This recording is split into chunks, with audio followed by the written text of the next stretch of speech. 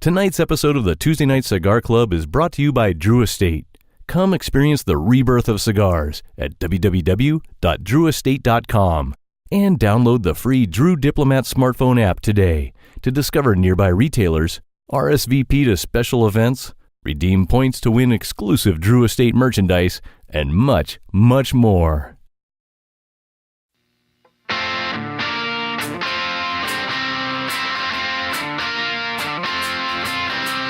This might be a big mistake, but I'm having too much fun to wait.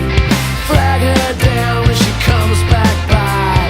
That one's yours and this one's mine. Bring another round. Bring another round. Bring another round. Bring another round. Bring another round.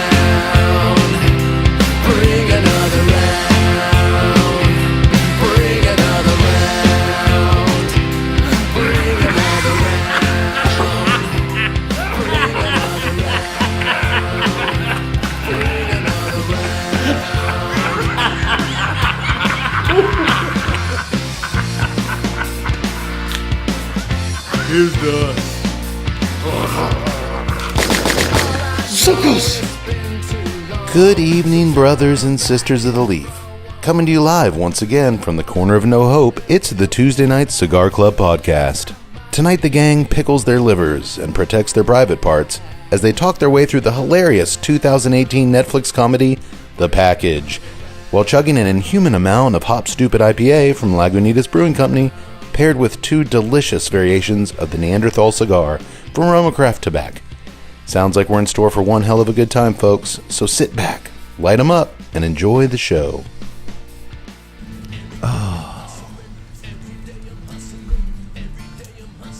Quick show correction before we get started. There's a lot of stuff in the news going on now where the news gets called out for being wrong, and they don't come out. They kind of bury their corrections or their apologies. I'm going to come right out front and address it. Big of you. I was wrong. An attentive audience member has brought to my attention that Lorena Bobbitt cut off her husband's pecker with a knife. She did not, in fact, bite it off and possibly eat it, as I may have implied on the last episode. So, my apologies. It was not, in fact, a case of biting off a dick. But, by bringing all this up, my streak of mentioning eating dicks has reached 3 straight episodes. Suck it, Tom Brady. 3 straight Super Bowls? No. How did it come up in the last show? Greatest podcast host of all time. I salute you. I decided I don't want to know. We were talking about me eating that bag of dicks. And speaking of eating bag of dicks, and then I mentioned, Doc, you and I were talking about the penis transplant and how that works, and it was a whole riveting discussion. Okay. But you know what? A little disappointed I missed that one. This is a new episode. Let's not talk about dicks tonight, okay? Yeah, sure. Welcome, everybody, to the Tuesday Night Cigar Club, episode 87. 87. 87. It's a good number. Michael Irvin, Dallas Cowboys, 87. He was 88. 88. He was 88. His rookie year was 87. No, he's been number 88 his entire tenure with the Dallas Cowboys. Wasn't he 88 in Miami? I don't know what he was in Miami, but he was 88 with the Cowboys. His grandmother's 87 years old today. Happy birthday, Grandma. You're pulling that out of your ass. Bring on William Scott. Grandma Irvin, happy birthday. All right, yeah, I am pulling on my ass, all right? It's been a long day. I'm just ready to drink some beer. Has anybody good worn 87? Alvin Harper. He was 85. So no on both counts. Yeah. Well, I think it sort of answers itself. We would know if someone had worn 87 because we would know their name. There's been no good 87. Steve Largent. Dude, good call, Cade. Steve Largent. Am I right? Man, once again, roll with it. Roll with it. Go like, yeah, take that, Doc. See, when you're not here, they don't call me on that shit. No, am I right? You just kind of roll with it. Well, I couldn't believe it. Well, that's because, when he's not here, all you do is talk about dicks. So thankfully he's here, and we're not going to have to listen to that. No dick talk tonight. All right. I didn't drive all this way to get told there's going to be no dick talk. I know the feedback has been unanimous. They love the dick talk. Really?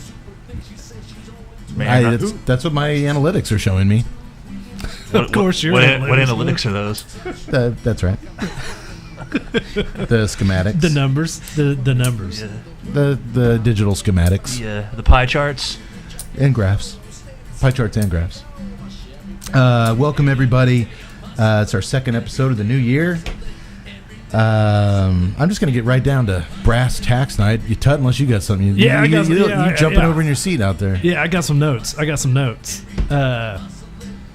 So if you want to give your loved ones a batch of cigars for Valentine's Day, because nothing says I love you like Sweet Baby Jane bought from FamousSmoke.com. And if you're going to FamousSmoke.com, you at checkout enter that code TNCC20 and you will get $20 off for an order over $100.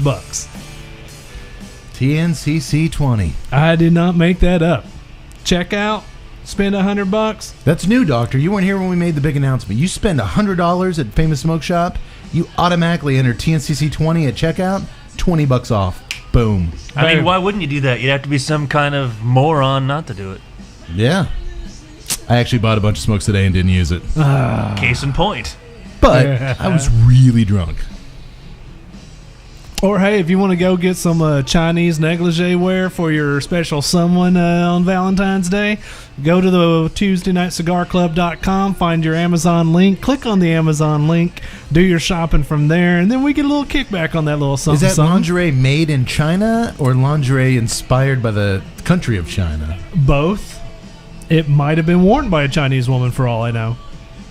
They sell that on Amazon? I'm sure. Because they unlike do. Tut's previous assertion, nothing says I love you like some Asian-inspired lingerie. I got it from the other sellers. Used but acceptable.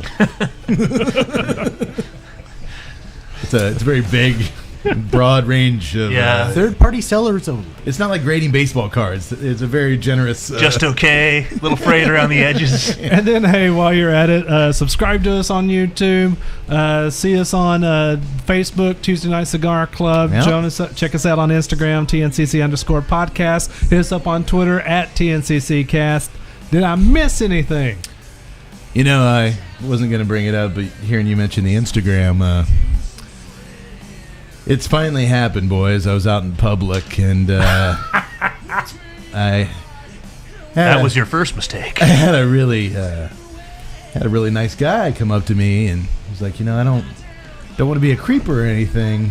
I don't normally do this. But are you Kate with the Tuesday Night Cigar Club? And I had a hoodie on with a TNCC shirt under it, and I just kind of zipped it down. He's like, I thought that was the flame under there. He's like, but I had to look you up on Instagram. That's where I follow you guys. And I had to show my wife a picture of you. I'm like, is that him? Before I came over. Dude, ran into a listener. That's awesome. Over the weekend. And you handled it pretty cool, because I would have been, get the fuck out of here. Oh, like... No, not mean. I would have been like so excited. I would have been, we gotta get the fuck out of here. I was just like, hey, it's a kid's birthday party, no pictures, all right? I'm just trying to have some quality time with my kid. No, it was at a kid's birthday party, of all things. Well, I got recognized too this weekend. Get out. Yeah. Went to my brick and mortar, Smokers Abbey in there in Austin, and they told me to get the fuck out. Yeah, well, that sounds a lot more plausible than my story. Mine's true, though, I promise. How crazy is that? Mine's not true. It's pretty crazy, but also awesome. Yeah. Awesomely crazy. I called Tut. I went outside and called Tut. That's when I was like, I don't believe this shit. Well, because I mean, we are so weird. We are an auditory experience for the most part. I think most people listen to us. You know, people don't see us. Our YouTube numbers, my analytics say they're continuing to climb. And actually, your analytics are right on this point. Yeah. So YouTube is growing. I don't get recognized, but I get a lot of mail, both fan and otherwise. And legal. Legalese. Hate mail, legal stuff. Oh, who could hate the doctor? Come on. That's what I always say. It's patience. Couple of perks and you're good to go, man. Medical board. Percocets, that's what you meant, of course. The entire country of Guam. I like them. Sure. Guam. How does one get one of these hoodies? Oh. You make an ordering mistake, and then you get one of these. Actually, if you go to the Good Question Doctor, if you go to the Tuesday Night Cigar Club website, go to Stuff, I believe Tut named it. Stuff. You can get yourself a Tuesday Night Cigar Club hoodie. Maybe we could make some Dr. Lab coats. Doctor, I might just be able to hook you up with one of those hoodies if you're nice to me tonight. I mean, that sounds like an awful lot of work. After the show. Oh, dear. Okay, well, as we do every episode, we smoke a cigar carefully paired with a film, and then we throw some beer into the mix. I am going to introduce the cigar, since I'm just hearing cutters and... Heck yeah, let's get this going. This is the Neanderthal Genetic Deformity. A 4 1/4 by 52 extension off the Neanderthal line. If you remember, I think our first year we smoked our first Neanderthal with Skip Martin and Mike Rosales of RoMa Craft at TJ Cigar Lounge. Oh, this is one of those Neanderthals. That is one of those Neanderthals. I did not put 2 and 2 together. It is. It's a well, I little did. different. I came up with 7. Look at it closely before you light up, boys. It's a barber pole. Much like the morphine Lancero we had, where you could barely tell. There you go. Yeah, I got You gotta. These have morphine in them? No, Doc. That's another cigar. Sorry. No, if you twirl it just in the light, you'll see this is actually I a got you, barber just pole. right Two through different there, two man. different wrappers going around. It's very hard to see. Oh, so subtle. When I got it in the mail, I actually thought I got gypped. I didn't think they sent me the right thing. But yeah, it's there. But it's so faint. You would never pick it up if you didn't know it. It is a U.S. Connecticut broadleaf Maduro and an Ecuador Habano Lajero barber pole. Binder is Connecticut broadleaf, and the filler is various Nicaraguan, Dominican, and Pennsylvania. I believe it's Dominican Lajero and Pennsylvania double Lajero. That's the Neanderthal's claim to fame, that Pennsylvania double Lajero kicks you in the square in the nuts. I like Lajero. Save price point to the last. Like I said, just these aren't a regular something you stumble across at your local brick and mortar or online very often. So I happened to see a $5 on I believe it was Casa de Monte Cristo in Chicago. Oh yeah, I had them. I ordered them online. Got a 5-pack. cool. So Don't cheat on that cold draw, man. That's a good cold draw. Yeah, what you getting? Choco with a little bit of hay on the back end to make it a real nice little sweet You realize that surprise. Skip's gonna be listening, so the only correct answer is tobacco. Okay. What you taste is tobacco. I'm sure if I had access to mounds and mounds of tobacco, all I would taste is tobacco too. You got a good cold draw? Yes. I did. I tasted sweet, delicious tobacco, filled with the delicious tobacco creaminess. No, do your thing, dude. I'm just teasing. Doc, you get anything off the cold draw?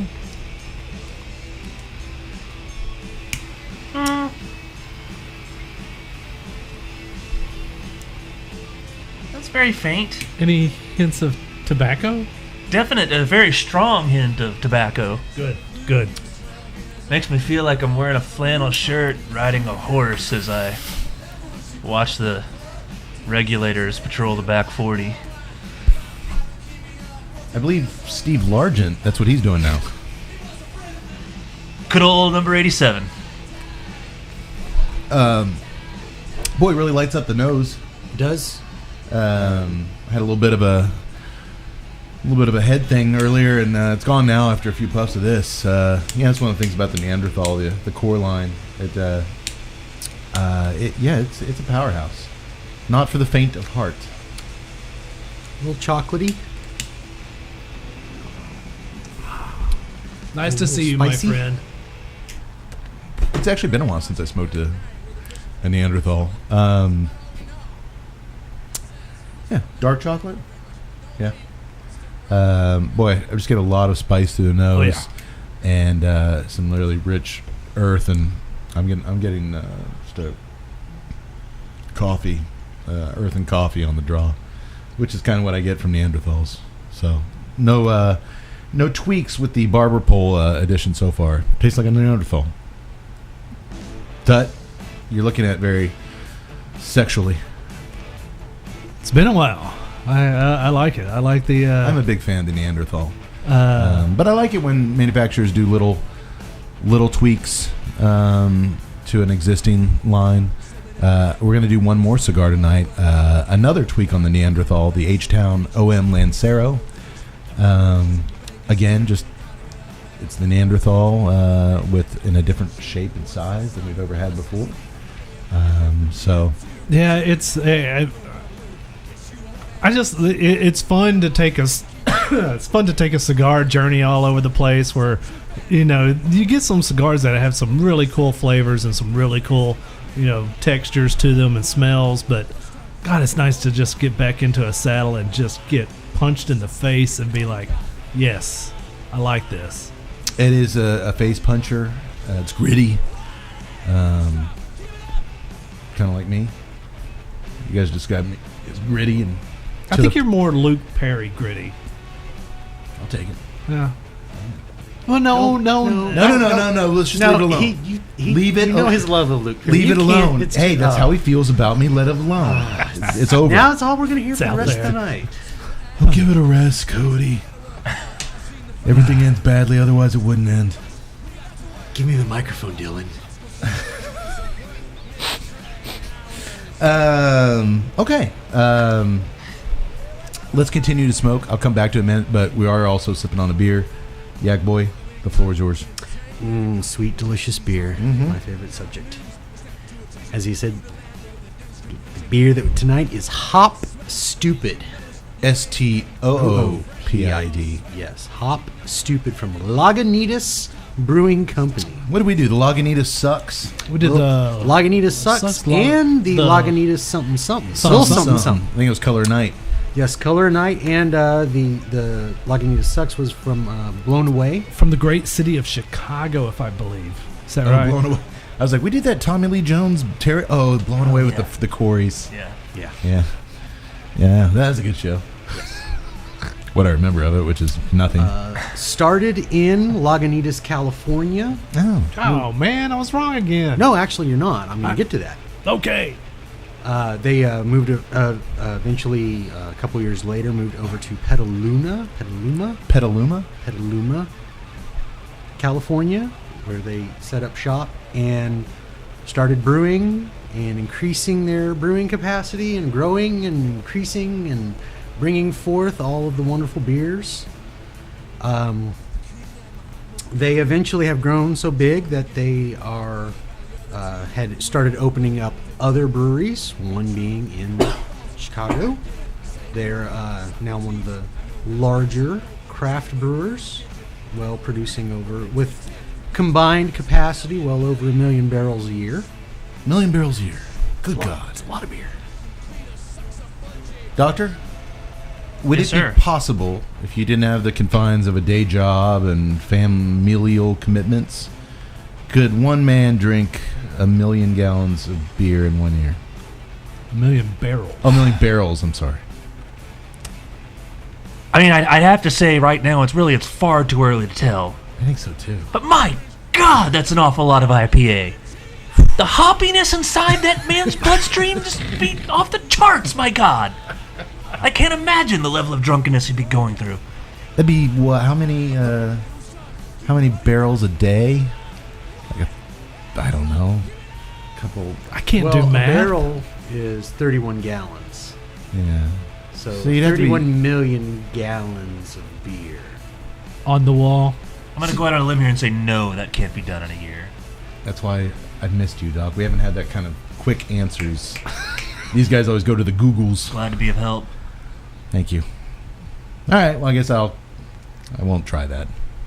Go on, Jackson. I think you should try that. You would. I want to see this. Well, the Hop Stoopid is 8% ABV. Okay. It's quite strong. A little bit less than we had last time. Yes. And also, as their, 102 IBUs. 102. That is a lot. Man, it's hoppy, but 102? Handle your beer real quick. Either I'm just too used to hops at this point. Yeah. One of these things doesn't look like the other. Yeah. Mine has some of your stuff. That Does it? yeah. It does. I Mine's drank like it so fast I can't. Oh well, I mean, it's not stopped me before. But as for their own It's good for you. description for those mornings like when you have to cut right minerals. to the chase, Minerals. this is the one. Sure to blast through just about anything still lingering from the night before. This mouthful of hops and huge rich malt has a guarantee built right into the name. I like how they automatically assume alcoholism. This will blast away whatever you had the night before. What'll it be, honey? Cheerios, waffles, Hop Stoopid. Hop Stoopid. Does he always talk to you like that? Well, yeah, he's an alcoholic. He wants a double IPA first thing in the morning. And this comes with a recommendation that'll knock out whatever you had the night before. Just give it to him. He's a lot nicer. Oh, thank you, darling. Sure, I can't get you a granola bar? Shut up. Just keep the Hop Stupids coming, stupid. A few more sips. I'd like to take a stab at the crossword puzzle in the Times. This is not a double IPA though, correct? Stupid. It's in that vein of being in like an imperial or double IPA. Is it? To me, it doesn't have that kind of depth of flavor that a double IPA has. This has a lot more hop bite. Is that the dry hopping? Yes. Okay. Speaking of dry hopping, that's Save it for the hour two, Doc. thinking of something else entirely. I wanted to get something that could keep up with the cigar. I really wanted a beer with balls to bounce against the cigar with balls. I'm already getting to it. We're not to the movie yet. The puns begin. I like it, It's good. and 102. I don't know. That seems high to me. Well, that's what they're saying. And like I said, either I'm just too used to the hops at this point because I'm kind of like you. It is hoppy, but it's not 102 hoppy. I mean, it's probably a good 68. I was gonna go 72. Yeah. You guys are so weird. It's clearly a 77. I won't go 87. That's too much. Yeah, I think it's gonna be just fine. We with could the start a cigar. game show called The Hop is Right. Oh. Where you have to guess the level and without going I over. want Win to the get lovely- on here and check on Untapped. Compare it to some other hoppy stuff that I'm actually familiar with.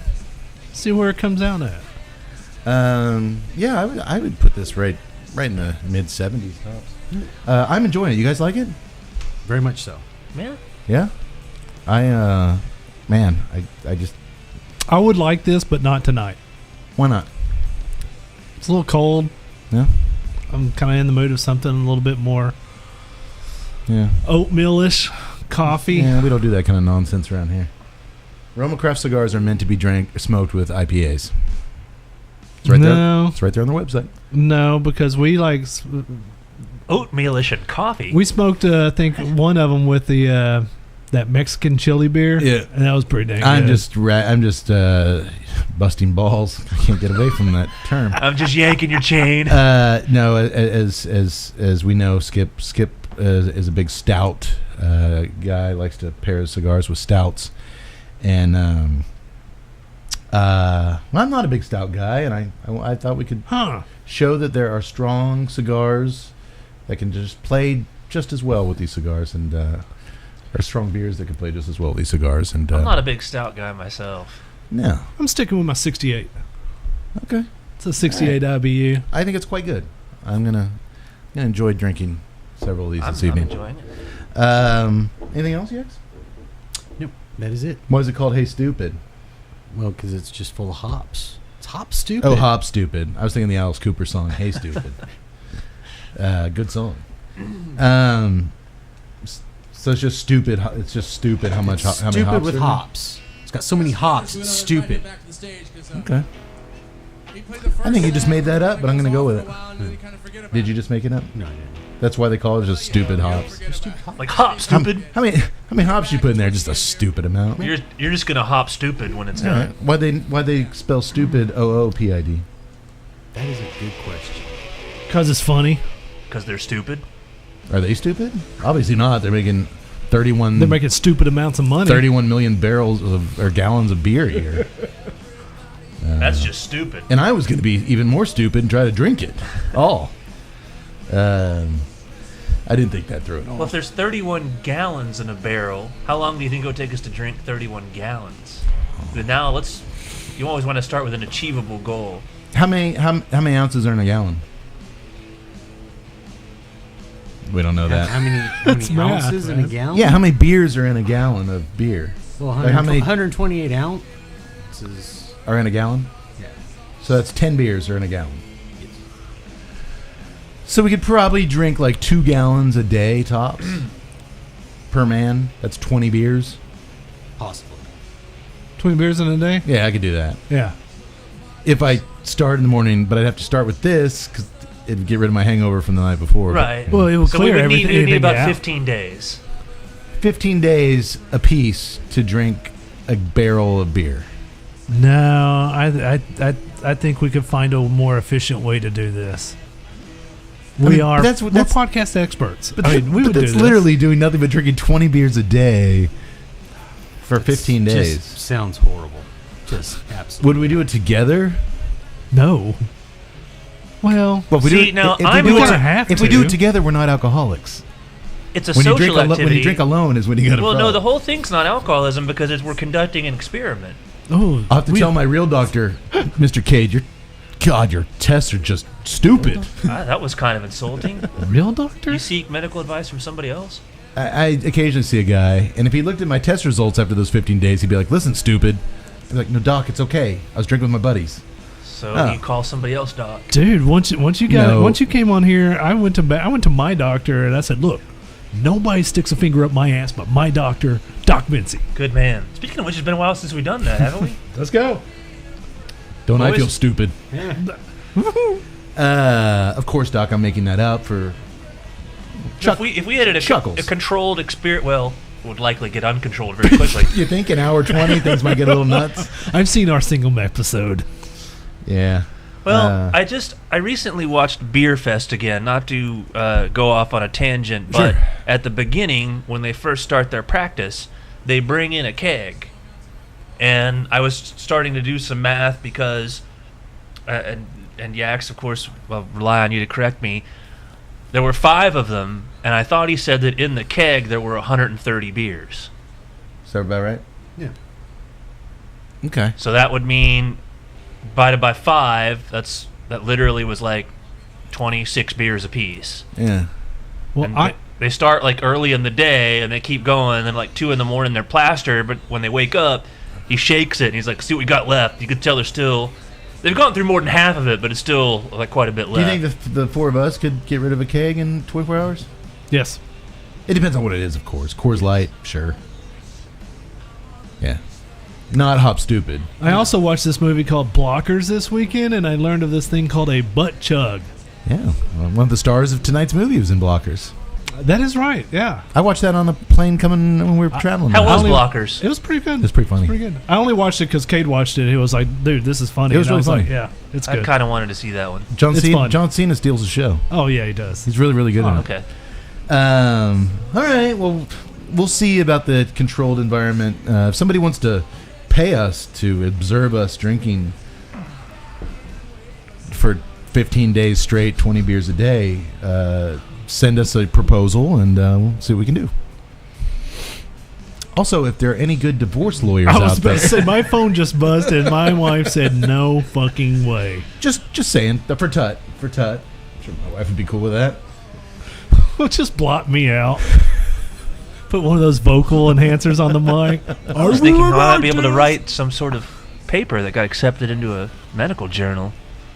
Oh, Much like the one he wrote in Beer Fest, E equals MC hammered. all right, well, I'm sure we'll pick that up down the line. All right, so we got the Neanderthal genetic deformity, which we're doing a movie tonight about a guy Deformity? a genetic deformity, an anatomical. It's not genetic. It's not but it is genetic. No, it's a deformity. It's a deformity. A mechanical deformity. Self-inflicted. Being stupid is genetic, and this kid's pretty stupid, so it fits the beer too. We're looking for a bunch of, because the movie takes place camping in the woods. There's a bunch of Unitas. Is it Unitas, the brewery? Or is it Unitas? Unite us. Uintas. Johnny Unitas. Johnny Unitas. Johnny Unitas. Baltimore Unitas. Colts quarterback. They do a lot of like Rise and Pine, which would have been great, or the Detour, the camping. They were out of everything, so we went with Hop Stoopid Stupid. Oh, that wasn't towards y'all. Hop Double Stupid. Really felt like it A little was. double stupid. We also have a film. Oh, real quick before we get to the film, guys, this is a little fast burning sucker. Yeah. Kind of funny that you made the comment you did. I know you said you were joking, but hey, it's just tobacco. Because I can't quite put a finger on any specific type of flavor. I've never been really that great at it. Unless you really, really sense something, Doc. You're always kind of hesitant to. But I do agree with the face punch. It gives you a nice strong blast of flavor and spice, and it's consistent so far. Haven't gotten into it too far, but That's called Lajero. Yeah, it is Lajero. You've got Dominican Lajero and excuse me, Pennsylvania double Lajero. It's a lot of Lajero. Lajero is the part of the plant that gives you that. Lajero is the only part of the plant. Tut's a big fan of Lajero, as am I. I mean, you know, but yeah, it's strong. I'm a big fan of the Neanderthal line, and so far I just can't see any. I thought maybe the Ecuador bar pull might, like the Oscar barber pull we had, where it kind of ebbs and flows. What you got? Seductively unzipping. Oh, you're wearing your. Damn, it feels good to be a weasel RoMa Craft t-shirt. I probably haven't had. If you were a good weasel, we wouldn't have to pay for these. I probably haven't had the regular Neanderthal since the last time I hung out with Skip and Mike, which has probably been a little while. That was the Heat. The Heat episode. Heat episode last year. Yeah, that's when we went down there, and I was a big fan of that one, so I'm really liking this. It is good. It is really good. Tonight's film, boys. Speaking of deformities in our cigar, The Package. 2018's The Package. It's a Netflix film. This might be our first made-for-Netflix film. They certainly are pumping out, both Amazon and Netflix, their own original content. I mentioned earlier in the year I want to feature some more current stuff people are actually watching on the streaming services. So we could have done Bird Box or a bunch of other nonsense. But when I saw this movie pop up, it didn't have a name on it. It had a little, on the poster, it just had a little eggplant emoji. And it turns out that was the original name of the movie, Eggplant Emoji. But they changed it to something you could actually say You're without shitting me. feeling like an asshole. No, really call it. It was an eggplant. No, I saw the Yeah, that logo. was actually the original name of the movie. Eggplant Emoji. My My God, what a good really? decision they made. Yeah. Yeah. Or was see- it just you gonna see, be boys- that, but not actually have a name. You so- see, boys, to today's youth, eggplant emojis or eggplants equal penises.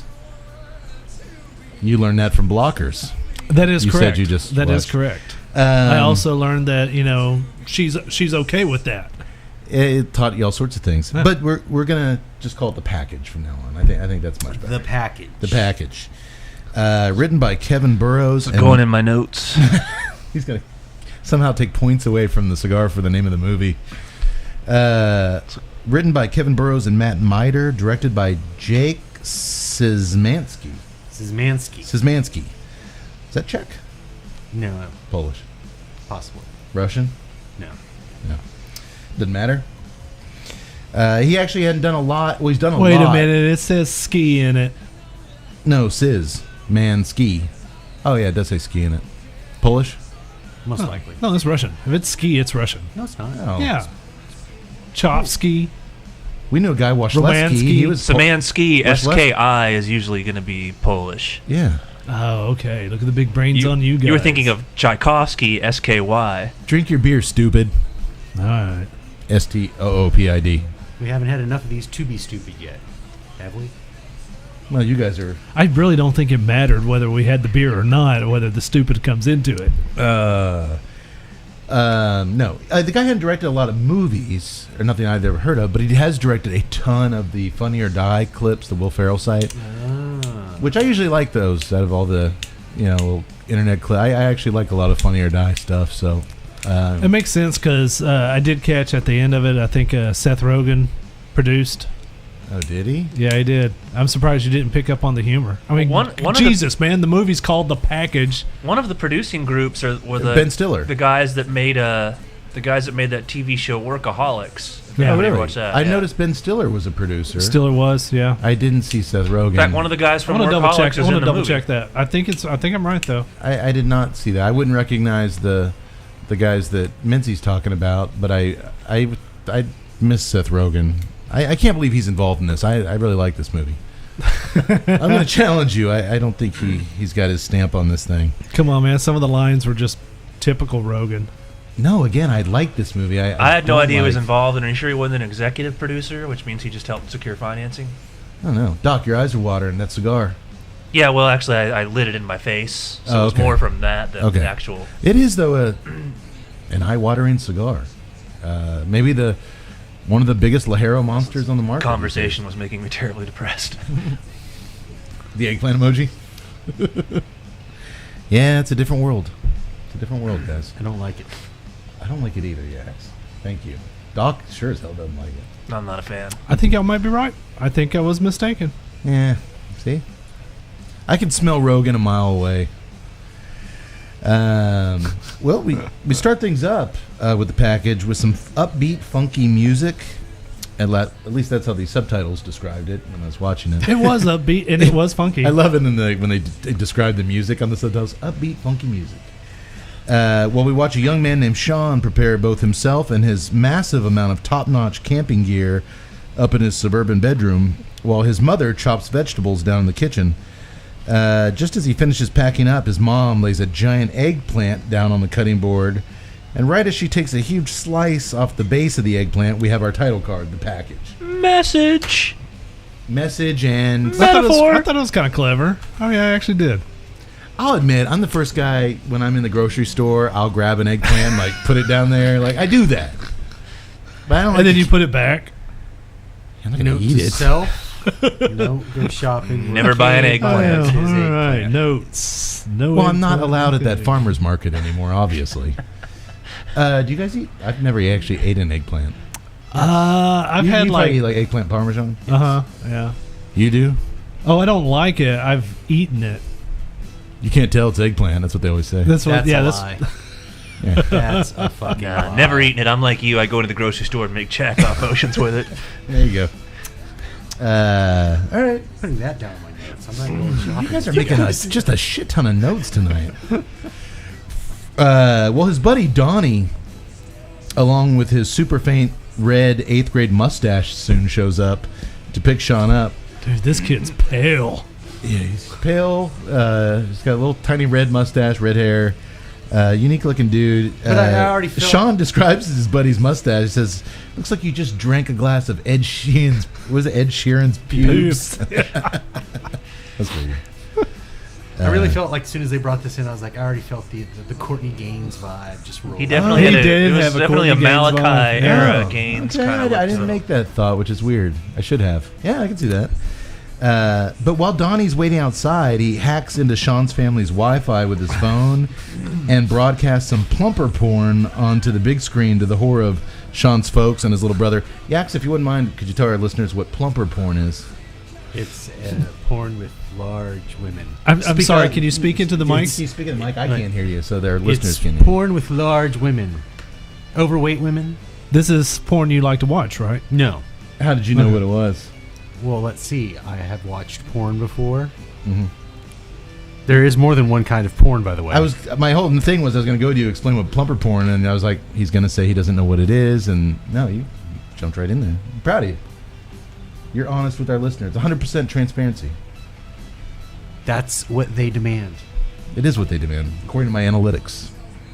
That is not a real thing. My analytics? No. Now, if you have analytics on whether I watch plumper porn, those are fake analytics. Fake. I guess I'm going to be writing the book Moneyballs. How it transferred from baseball into podcast Yeah. I'm going to economics. describe your porn watching habits with this Venn diagram and the additional flowchart. I'm going to talk about eggplants. They cruise over their buddy. So Sean jumps in Donnie's ride, and they cruise over their buddy Jeremy's house. He completes the camping trio. They're all heading off And camping. the point also, Sean has been an exchange student in Germany, so he's back now for... I apologize if you mentioned that. Correct. No, I did not. He's home for 1 week. from Germany, and these are their lifelong best friends. They do this camping trip, and everybody's excited. Well, I said this was a trio. It was supposed to be a trio, but it turns out that Jeremy's twin sister, Becky, and her friend Sarah are tagging along, which is news to Donnie, and he's not happy about it. Apparently, he had some sort of relationship with Sarah. Sean asked him, "You guys were never official, right?" And Donnie's like, "That was one of the points of contention." It's kind of hard to imagine the two of them together. Yeah, Donnie is, like you guys said, a young, more awkward Courtney Gaines, and Sarah's kind of cute. Yeah. Well, it turns out they only have Sean for 1 week. As you said, he's going back to Germany. All of their plans of camping, drinking a bottle of Indigo Caribbean rum over the next 48 hours. Insert us laughing at him. Yeah. A whole bottle of rum in 2 days? Yeah. And wait, you had like 2 little bitty small igloo coolers? The doctor drank that on the drive-in tonight. You want to see that thing disappear in 20 minutes? I mean, we Wimps. had camping trips that were just going into the woods and drinking, and good God, man, our volume just blows these I was kids out of disappointed water. I couldn't order a bottle of Indigo rum at the Potbelly Sandwich Shop. You're still laughing at that place? If that was the case, like a camping Depends trip who's for us, working. it would have been us just showing us just packing beer into Yes. like backpacks. I will say this: I do kind of want to give a little kudos to the casting right now, because, man, all these kids have very unique features and they're good actors. I'm going to get to that in just a minute, or at least where I kind of clicked for me. I'm with you, but yeah, they're great. And early on, there's a chemistry and everyone's... Yeah, that's. I'm still thinking of what the Yax chemistry of just it's said. really good. We're packing our backpacks. Grizzly bear repellent. You could fit like 3-4 beers in there instead of that. First aid Well. kit, toss it. We're not going. Water bottle, fill that with rum. We're never going camping. We would get a cheap motel room in our hometown and just drink like crackheads do crack. Just sit there on a That's crusty no, mat. Camping. No, crusty mattress. We would find a nice cabin somewhere. Oh no, I was talking high school. Oh yeah. No, in high school we did go camping. By camping, we would go to a campground and take other people's beer. Yeah, we'd steal other people's beers. God. We wouldn't stay the night. No, we wouldn't stay more than an hour. You still have that grizzly bear costume?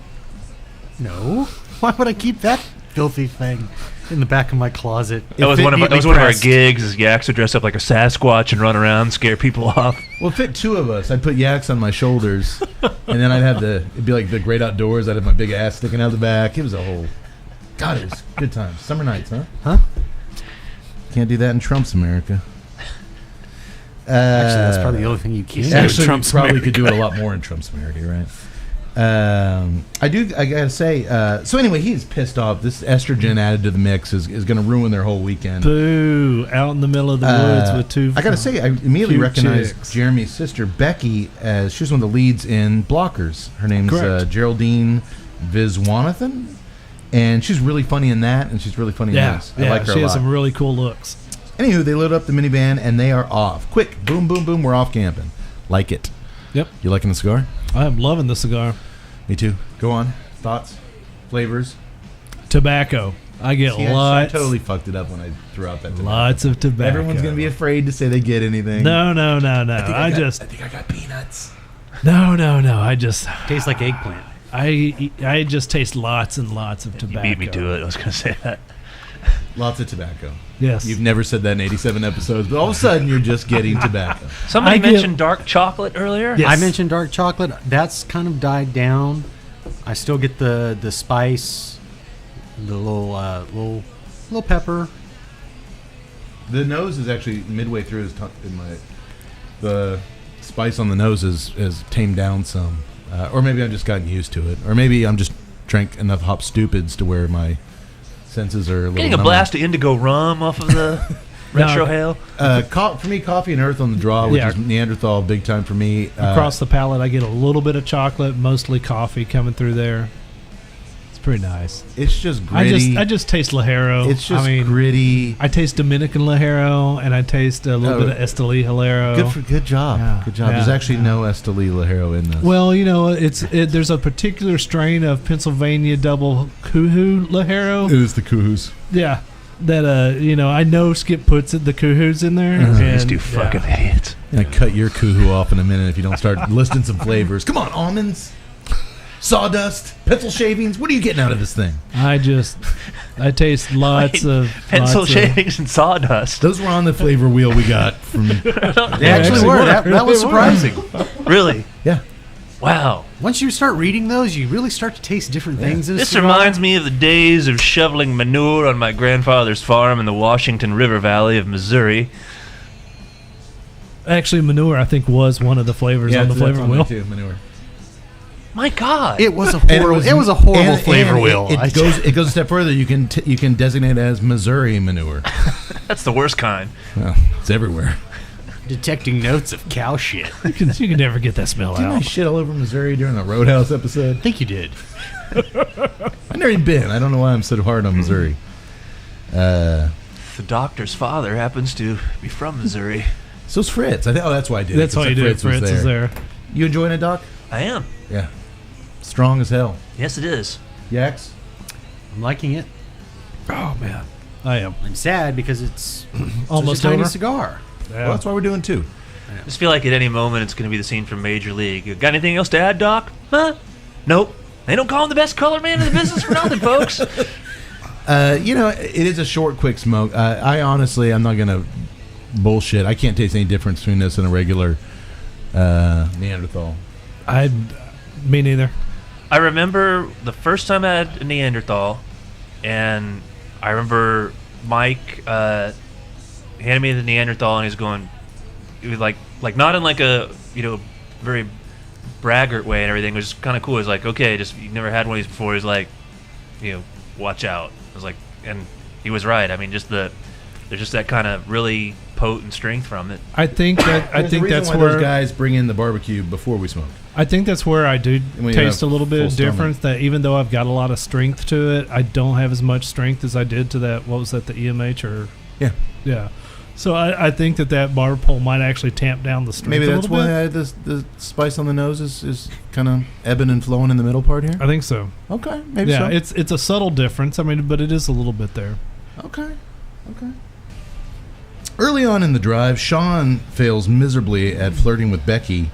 She did just break up with her boyfriend Chad 17 hours earlier, and that's why she's coming along. So we have the two different dynamics. We have Donnie thinking there's something with him and Sarah. We don't know. We don't know what We happened definitely there. know there's something past with Sean. We don't know that yet. We don't know that yet.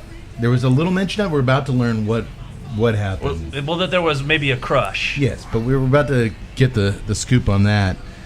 Give me the deets. So they're kind of To the kids, deets. miserably flirting due to Sean's inability to flirt successfully in the front seat.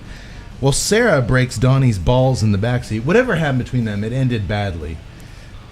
She asks him if he's going to the Sadie Hawkins dance, and Do when they he still have those? I guess so. Apparently so.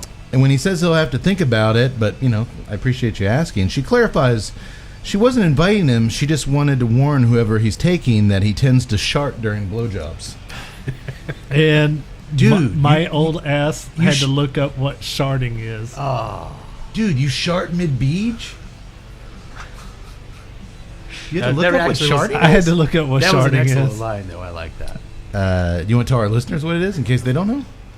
Sharding, something I'm intimately familiar with, is when you fart but shit yourself. Did you just say you're intimately... You do it a lot? I wouldn't. No. I wouldn't. You just said You you're intimately just familiar said- with. No, I didn't. You literally just said it's something I'm very intimately familiar with. No, I didn't. No, You did. Yeah, you said Our you're stu- intimately familiar Our with it. studio Our audience... studio audience is saying this now. Yeah, I heard it. So now we know that whenever Tut farts, a little shit comes out. Nope. Not maybe every time, but enough to where... Okay. I didn't say that. Hey, like I told him, transparency to our listeners. Y'all are stupid. You're stupid. It was actually, boy, how long ago did that not good movie Along Came Polly come out? Yeah. Did he That's shart where when Philip he ate Seymour spicy stuff? Hoffman is talking to Stiller, and he's like, they're at some like really nice cocktail party, and he comes up and he's got this look on his face, all, we gotta go, man. I just sharted. He's like, you what? He's like, I sharted. You fart and a little bit of shit comes out. I thought everybody knew what sharding was. I did not. Did our studio audience know what sharding was? Yeah. I knew what it was. I just never heard it called that way. I think that is a nice word that just combines two words and it properly explains it. For you folks at home or on YouTube or on all the podcast channels, we do have for a little bit here, a live studio audience for the first time. Well, Yeah. we've had it before RoMa and at the pub and whatnot. But in the corner of No Hope, for some reason, people don't tend to visit us here. Well, we move around so much. We Maybe do. it's the name of where we are. Yeah, here's our card, corner of No Hope. Written in demon blood. But no, if you remember from the early episodes of the show, you would see a very lovely, friendly bartender bring us our beers at the pub, and she might say a little hello and ask us how we're liking our beers. Fuck you, Cade. Don't snap at me anymore. Fuck you, Cade. Quit snapping at me. That's our four. That's our 4. We're not there yet. I might snap at her later, just for old time's sake. I think she might respond in the same way. I think she too. will right hook you for old time's sake. We'll get an eggplant over the head. But no, our old close friend Nada has joined us. So hello, studio audience. Hello, Nada. And if you haven't watched those early episodes at the pub, go back to YouTube, watch some of those clips. We used to get really fucking ripped up there. Man, we get hammered. Those are good times. We were in the more unprofessional stages of our development. Yeah, we found our rhythm now. I think we did a movie called The Great White Shark Hunt. God, I don't remember. No, that was on Sci-Fi. That was on Sci-Fi Channel. No, Do that you was see the size of that shark? That was the Burt Reynolds movie, Shardy's Revenge. Shardy's Revenge. Yeah. Shardy's Machine. I like that Well, one. no, wait. If we were doing something, it would have been Sharknado. Sharknado. Shark Attack 3, Megalodon. Again, these movies would be made strictly for Tud. I like that Travolta flick, Get Shardy. I mean, it's pretty cool. I've never sharded. You redeemed yourself a little bit for being intimately familiar with the shark. Yeah. I didn't say that. You did. No, I didn't. Slide over this way a little bit. Hey, as one of my favorite rappers would say, life is too short. That is right. That's right. I actually like that. He was one of my favorite 80s rappers, Too Short. Too short? Yeah. Yeah. Get in where you fit in, which is not Tut's underpants. There's a lot going on in there. Sharting all over the place. They make a quick stop for Jeremy to use his fake military ID. He found somebody's military ID, and he's been using it to buy a bottle of Indigo Caribbean rum. That's what their weekend's all about. And some beer. He gets What a great name he has on that military ID. Jack Jessup. That's right, Jack Jessup. And it looks maybe That actually is a really cool name. Marine Corps Sergeant. Just enough like him to sort of, if a guy's not paying attention, work. They buy some beers and they're officially out of town. Yeah, but stopping at one of those convenience stores, that type of ID will totally work because those people. It's on the outskirts of town. You show that guy an ID, he's taking it. Yeah, but this guy's not old. He's a vet. He's got some fatigues on, so he's like. I wanted to say that I recognized this. No, I looked him up. Me too, but you didn't. I didn't. He just looks like somebody. He kind of looked like Black Sheep Ben. Okay. That's who he reminded me of. But anyway, I was thinking like maybe Paul Rudd or something like that. I just kind of appreciate this part because I found a guy's driver's license in high school outside of a video store. It was just on the ground, and the doctor can attest to this. He didn't look anything like me. His name was like Ernesto. It was a Hispanic name. So what I did was I used an X-Acto and I cut off his picture and I had to cut around the Texas seal. Oh, yeah. I'm probably admitting to a felony here. I took him off. There's got to be a statute of limitations on those. I hope. Then I used. Why couldn't you have been a lawyer? I used a picture from my temporary license where you had to turn sideways so they'd know you were underage. I got it in there, but instead of just laminating that and just trying it, I took what are those pencils called in art class, Yaks? The graphite pencils? The pencils you use. Anyway, I drew a full goatee on my 15-year-old face. It's like the evil Mr. Spock. I drew this generous. It's like Bizarro Superman over here. Dude, I drew this lustrous big goatee on my thing, laminated it, and man, I worked like hours and hours on it. I was about to say those late 80s, early 90s driver's license where you could actually like peel through the lamination deal, take that off, swap it. Oh yeah, I used it. It worked one time at 7-Eleven. Ours, we got so. Thank you very much, Mr. Jimenez. We got so Hey, proficient call me at Ernesto. it. We got so proficient at it. We were only busted one time, and we used ours a lot. Well, we didn't have to for much longer. Once Cody hit puberty, he grew a Kenny Rogers beard, and our beer buying problems were over. And that was Thursday. Send in the Rogers. Send in the Rogers. And and I kind of abandoned Ernesto Gomez. Wasn't it the Addams Family guy? Yeah, it was actually. Yeah. Well, fortunately for East Texas, back then it was kind of like tradition. It was kind of like a passing of the torch. No, but everybody knew what was going on, so they were probably just looking at ours, going, "Yeah, sure, you're 21." We'd go in and try, and if they asked for an ID, I'd be like, "Oh, I left it out in my work truck. I'll be right back," and then we just get the hell out of there. I never had a fake ID. No. No, I never had one. But I gotta say, at this point right here, after this scene, is where Tut was a little bit earlier. I like this ensemble early on. It really seems to be. They don't feel forced with each other whatsoever. They all seem pretty seasoned. I've never really recognized anything but the girl, but they seem very comfortable in front of the camera. But the chemistry and the way they work together, I'm digging it at this point. I think I've seen what's his name, Jeremy. I think I've seen him somewhere. I'm not sure. He just had they all just have these real cool looks about them, and you hit the nail, or you made the word right. Chemistry. They have like real easy chemistry with them. I liked all four individually and together. Interestingly enough, the girl that plays Sarah has the longest resume. She's been acting since she was a little kid. She's like in her early 20s now. I imagine they're all around the same age. Yeah. The others all have some work, but she had like a rather extensive resume going back to when she was little. I like them. Apparently she plays, I've never watched the TV show. She's on the television show Mom. She plays Anna Faris's teenage daughter on that show. Okay. Oh God, Anna Faris is old enough to have a kid on TV? That age? I mean, I guess she was playing 16 or 17, and Anna Faris is like 40 or something. Wow. I still think of Anna Faris from the House Bunny. Well, it's because we're old. We're her age. She's still a good-looking woman. She could just have a teenage daughter. Sure Well, I mean, is. we're good-looking people. She's no Catherine Schwarzenegger. Well,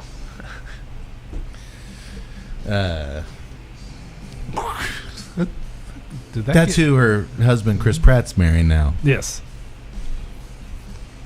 Saying Catherine Schwarzenegger is more attractive than Anna Faris. Oh, okay. She's also about 15 years younger. Not that there's anything wrong with that. And I don't know why you guys are looking at me like this. her name is Schwarzenegger. And Exactly. Dad's fucking Schwarzenegger, for God's sake. I feel like Chris Pratt's going to be changing his name to Schwarzenegger. Oh, if he took her name, then I would finally watch those stupid Guardians of the Galaxy movies. Those Guardians of the Galaxy movies are... Doctor, back me up. He They're stupid. hyphenates it. Chris Pratt Schwarzenegger. Yes. Man, I gotta tell you, never saw the second one. Yeah, I mean, Saw the first one. One was enough. and One was enough. I didn't get the understanding of why everybody blew their load over it. Because it's a fun ensemble cast of lovable characters. Not like this cast. It was great. I'll take the I cast. can't believe that either of y'all wouldn't watch the second one, considering it has Kurt Russell Russell. in it. Yeah, well. Not only that, but the Guardians of the Galaxy scenes in Infinity Wars are the best part of that movie. Tequila Sunrise had Kurt Russell, and I never saw that either. And that was a good movie. one. Nah, I did see it. I was bluffing. You know what? I could go for a Hop Stoopid. You got it, stupid. You guys, Tud, as you warmed up to the beer any? No, I mean, I like the beer. I just not tonight. It's just not a night for me to like this beer. Okay. But It's I not do the like beer's the beer. fault. No, it's not the beer's fault. I like Lagunitas. It's not my fault for picking the beer. No, Lagunitas is a good brewery. I've pretty much liked just about everything that's come across my table. I think we did like the Lagunitas Sucks and the something. Sucks, something, Yes. something. The Maximus I like. I mean, they do a lot of cool stuff. I think it's playing very nice with the cigar. The something, that was the show I was here for. I remember that Little one. something, Yeah. Color of Night. And you were here also for the Suck for Blown Away with the Corys. And Like you, I have very little memory of that evening. for the cigar, I'm about done with it, and to me, it's a great RoMa craft cigar. It is. There's one thing about Skip is our palates are really, I guess, copacetic in sync because what he likes, I love. Well, how could you not? You like tobacco. There's There's so much tobacco taste so here. much tobacco taste in this. What's he call it? Man-bacco? Man-back. Made with taste-testosterone. Skip, drop the man-bacco. And the taste-testosterone. I hate all man stuff like man caves and... Yeah. Oh, God. I heard Golick call it man skin one time. No, it's just skin. Man skin. Yeah, he was What was that context? He was pitching like some sort of... He was pitching a tent? That's why the other might quit the show. He's touching his man skin too much. No, because you know how like ESPN makes them do the live commercials reads and stuff like for that. lotion or something? So it was like some type of... putting this on my man skin. Putting this on my man skin. Shut up, Mike. It's just your skin. Come on. I don't want to know anything about Golick's man skin. No. God, no. Or Greenie's man skin. It puts the lotion on the man skin. I don't know what you guys are talking about. That's going in my notes. Yeah, I'm not a fan of the man Sounds so much like cave or the Dan man stuff. But no, it is a really good, well constructed cigar. Everybody's got flawless draw.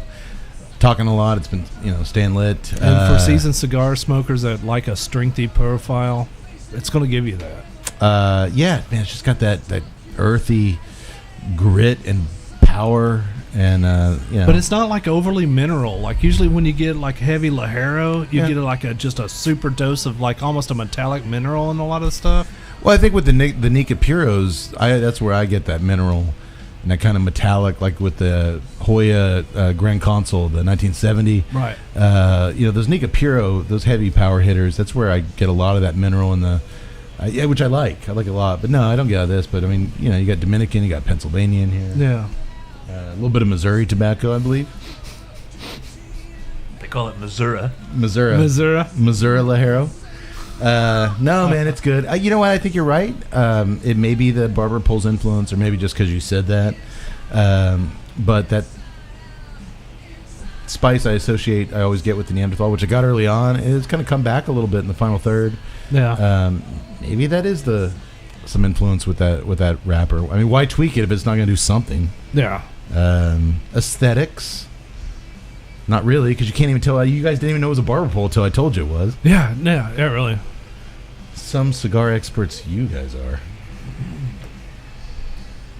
Very aggressive. Stupid. You didn't even know it was a barber pole until I told you. Stupid. Fuck that. I'm out of here. Yax, you haven't said much. What do you think? Well, I like the tobacco. Why do I even bother showing up at this place? Nada, you ready to get out of here? No, Drive me to Jack in the Box. Those initial flavors.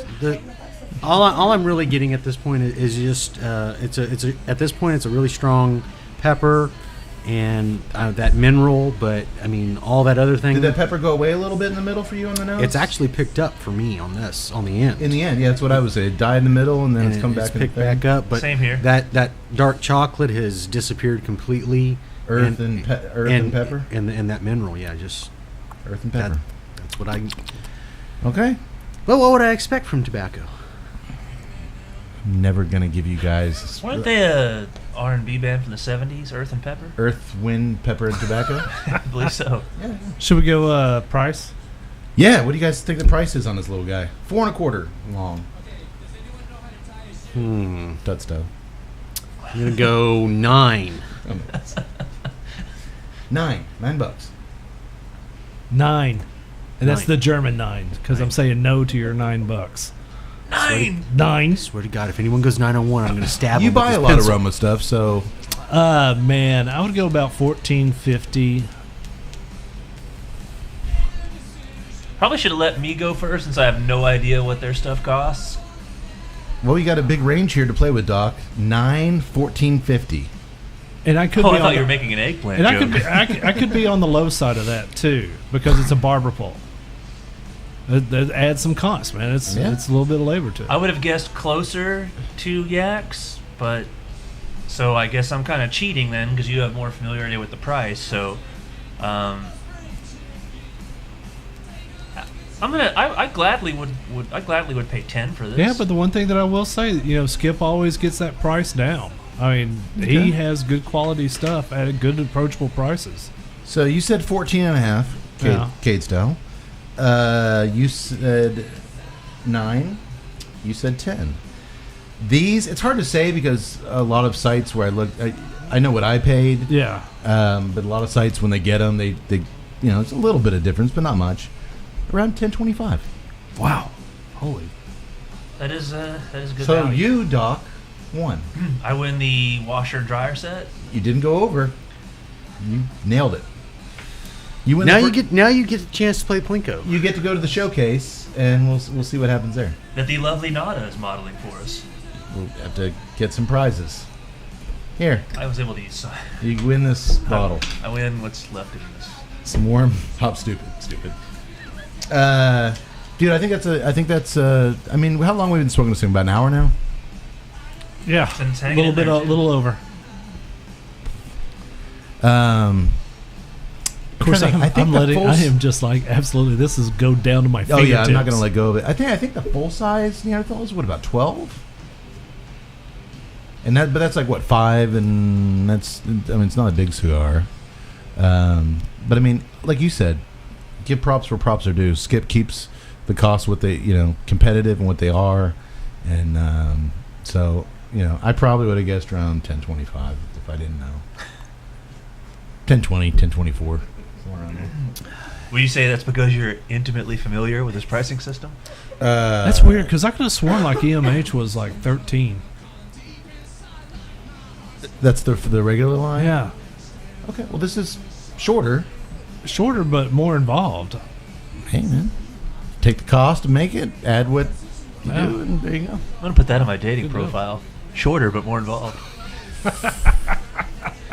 And then they see you and you're 7 feet tall. Like, I'm so confused. Oh, wait a You'll find out. minute.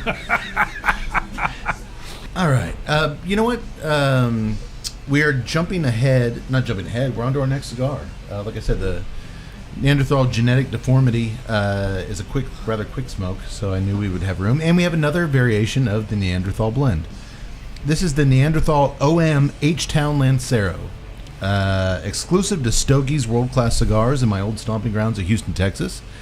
For years, they've been getting manufacturers to make them an exclusive Lancero of some of their popular blends. They're only available at Stogie's. They do ship. They have a website. That's where I pick these up. They're a regular once a year. They get these in.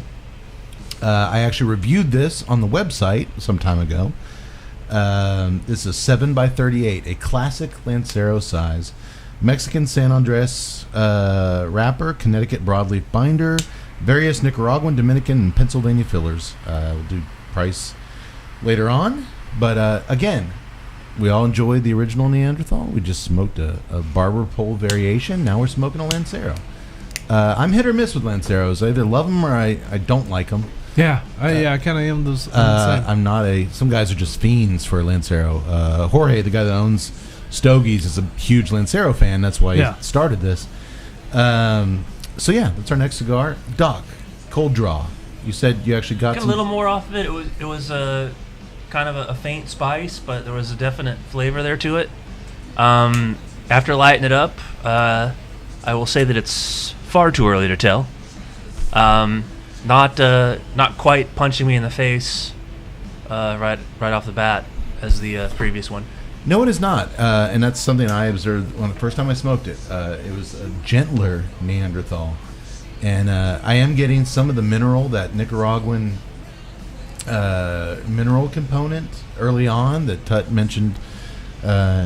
He did not get in the first cigar. I do get that, and then it sounds weird saying about a Neanderthal, but for me on the early ons, yeah, that earthiness and the mineral, but to me it's a little bit creamy. Yeah, you normally don't really associate that with that profile. Now, does that have more to do with the construction of the Lancero, or is it because of its size being longer and you don't have quite as the draw? Well, you don't have the same filler. Everything is adjusted to fit that smaller ring gauge, so you have less of certain tobaccos, and it's its own beast. I do get far less spice in the nose than with the larger ring gauges, but earth, mineral, and it's just, to me it's a smooth, kind of a smooth smoking Lancero. Yak's first impressions? Very different from the Deformity. I'm really just getting more rich, delicious tobacco. You son of a bitch. Get out of here. Get your stuff and get out of here. No. A little hint of pepper right now. No. Just subtle hint. I mean, Just it's subtle nothing, hint. I it's mean, nothing it's- like you're used to getting I'm not really detecting punched in the nose with. anything. I'm Yeah, that's good. It is good. still earthy, I got that mineral, but I can't right now I can't place anything else. And Okay. Well, you know what? I just lit up, so Tut, first impressions? Good. Other than it's good. I'm getting notes of tobacco. Good tobacco. Doctor, Rich, would you please dark, that's, delicious punch tobacco. Tuttle in his eggplant, please? I No, would, I'm but sorry. I don't know what's leaked into those drawers. That's true. I don't have any wipes, hand and face wipes out here. Now leave me alone or I'll shard all over this place. Okay, Dave, take it easy, pal. Tobacco it is. There we go. No, I know it's not part of the cigar, and I'll try to chase down where it came from. Again, on the very back, transitioning between the palate and the retro on the nose. Man, just a little hint of peanut with some sweetness. It's nice. You said cream. You said sweetness. There's kind of that sort of. Keep in mind, Sometimes the Mexican San Andres gives me a little bit of sweetness. but keep in mind, I can't taste cream. He's never been able to taste cream. It's a sad state of affairs. I can't imagine not tasting cream in cigar.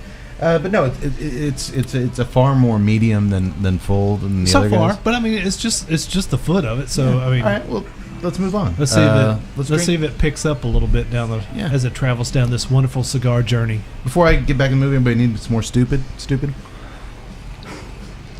Not at the moment, stupid. I'll have some stupid. Did I say stupid twice? No, you didn't, stupid. You watch it, mister. Oh, did I say stupid? You did say stupid. Oh, that's stupid. So the boys and the girls park on the outskirts of the forest where they fill their beer coolers with the beers they bought. Those aren't Like- coolers. Four. It's like those little tiny coolers. I never really saw what. That's like a 6-pack holder. Yeah, well, they bought like 2 12s. Even in high school, that wouldn't have been. Anything. No.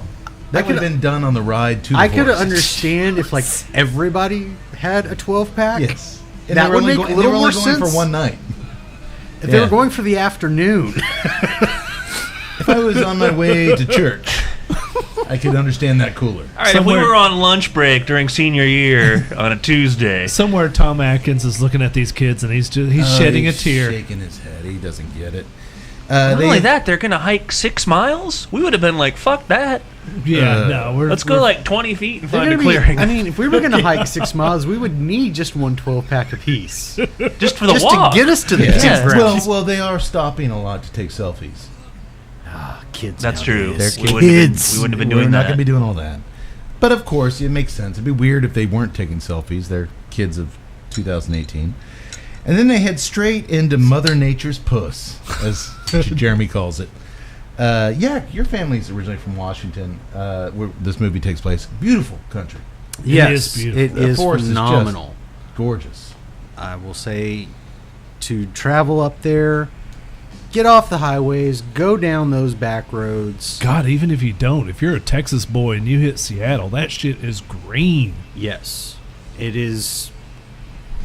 It's a completely different landscape than what we have. I mean, This is not a cinematic movie per se. It's Right. everything's focused on the characters. They don't Right. spend a lot of time. It's not Terrence Malick here. We're not seeing the perfect sunset, but It's a really nice backdrop. it's a really nice backdrop. They set up base camp, and we quickly learn that Sean and Becky, Doctor, this is what we were kind of alluding to earlier. They do actually have a bit of a history between them. Turns out, some time ago in high school, earlier on in high school, I think they're seniors here. Is that what you guys got? They're still in high school. They're I'm still not in sure. high school. I assume they were seniors. She put her hand on his thigh at the Rent musical cast party and asked him to go up on the roof and smoke some weed with her. But he said, pass on grass, and he let her awkwardly walk away. But he explains to Donnie, I couldn't stand up because when she touched his thigh, he got a boner. And he couldn't stand up. Well, he was literally cock-blocked by his own cock. And I think that was actually the words they used. Doctor... But that was a typical high school problem. Doctor, in your many medical adventures, have you ever heard of cocks blocking themselves? Sad to say, it's a textbook case. Really? Yes, you can be blocked by your own cock if it misbehaves. At this point, would it be too hard to tell? My God, every fiber of his sexuality is just making him unable to stand. All the nerves going through his penis. It is too hard to tell. It is too hard to tell. Well, it wasn't too hard to tell. He knew he couldn't stand up. Poor bastard. It's at this point, too, when Jeremy gives Sean a fuck king glow-in-the-dark condom, like fucking, but fuck king, to use on his sister. Which is kind of weird. It's an ongoing bit where the virgin Jeremy thinks that by Sean fucking his twin sister, he'll get some kind of sexual pleasure vicariously through it because they're twins. But I think the less we say about this story, I think the better. Doctor has a sister. That's weird, right? You don't want to think about that. I've never given anyone a condom and said, here you go, man. And especially for a character to go, hey, here, bang my sister. Please bang my sister. I'll feel it too. Well, Sarah God. Sarah chunks a can When of... you enter her, it's like you're entering me. Yeah. Sarah, like I said, the less we go on and on about this, probably the better. Oh, okay. Some notes to make here. Sarah chunks a can of beer at Donnie's head, and it's declared that Indigo Nanza, that's something I would call it probably, but that's the name of their rum. The Indigo Nanza has officially begun. We then see a montage of white kids chugging rum and beer while twerking in slow motion to some rap music. Man, this should have grinded my gears, and any other movie it would have. It didn't bother me in this movie. I like these kids. It didn't bother me. Okay, I Granted, we all would have been sitting on tree stumps. But I also felt like they were going to stop this montage and then it would put like a clock, like 5 minutes had passed, because that's what it would have happened. I was like, we're out of beer, we're out of rum. No, usually when I watch a movie and It's been there's 5 minutes. and there's like white girls, no offense, Nada, rapping or like dancing to hardcore rap music, I just check out. I'm like, I hate this. It didn't bother me in this. It didn't bother me at all. It actually did a little bit for me, and only because it didn't seem like that off the hook. Like, I've been in this situation with them. Yeah, but I've been at this campsite with them. They do it once a year, man. I know, but They're good rookies. God, they're rookies. They're amateurs. They're just having fun. Just I know. Let them have fun. I just thought that. What if Sean sharted his pants? Would you have been like, all right, now I'm just saying that. Now I can relate. Now I'm in this. I'm just saying. Every time she touches his thigh, touch shards. How'd you know she was the one, your future wife? Well, she touched my thigh and I didn't shart my pants. That's how I knew. She touched my thigh and I did shart my pants. Oh, that's the test. Yes. It's a real special feeling, Tut. And I told her and she didn't run away. Love you, babe. He does love her. I've seen it in person. It's a pretty special thing. I just thought that they should have had more beer. Well, and while they're doing all the twerking and the rapping, Jeremy is drunkenly playing around with a butterfly knife he bought at a gun show with his fake military ID the whole time, foreshadowing. It's a butterfly knife, which are the coolest knives around. I actually got busted. Doc, you probably heard this story. When I was in middle school. Because they were illegal. Or younger, I tried to take one on an airplane. I was going to Ohio for the summer, and Thank God that was back in the day. We never would have seen him again. I had a butterfly knife I bought from some kid at school for like $2 or whatever. I put it in my toothbrush bag that I was carrying on this airplane, and my grandma takes me to the airport, and she's like, I can't. Oh, I'm sorry. Dude, they take me into a little side office. They show my mom. She's like, what the fuck is this? Even then, I didn't shart my pants. I held it together. The coolest knife is a switchblade. She was like, "Hey, Hop Stoopid, what are you thinking?" Oh, man. And I was like, "Hey, I got it from a friend. I was just taking, I was a kid." Yeah. Dude, they just confiscated and let me on the plane.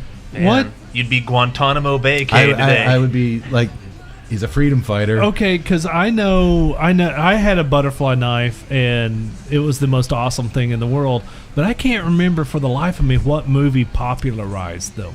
There was like a movie. There was a lot in of the ninja 80s. movies back then. Yeah, and it was just like Revenge of the Ninja had them all. Any 80s ninja movie had butterfly. They were all over the place. Yeah, they were so cool. Well, get this. I saw this movie and I almost wanted to get a. I'm gonna give one. Just as Becky asked Sean to go in her tent and get high with her. Hey, way to go, Sean. Hotboxing, which I totally mistook that reference.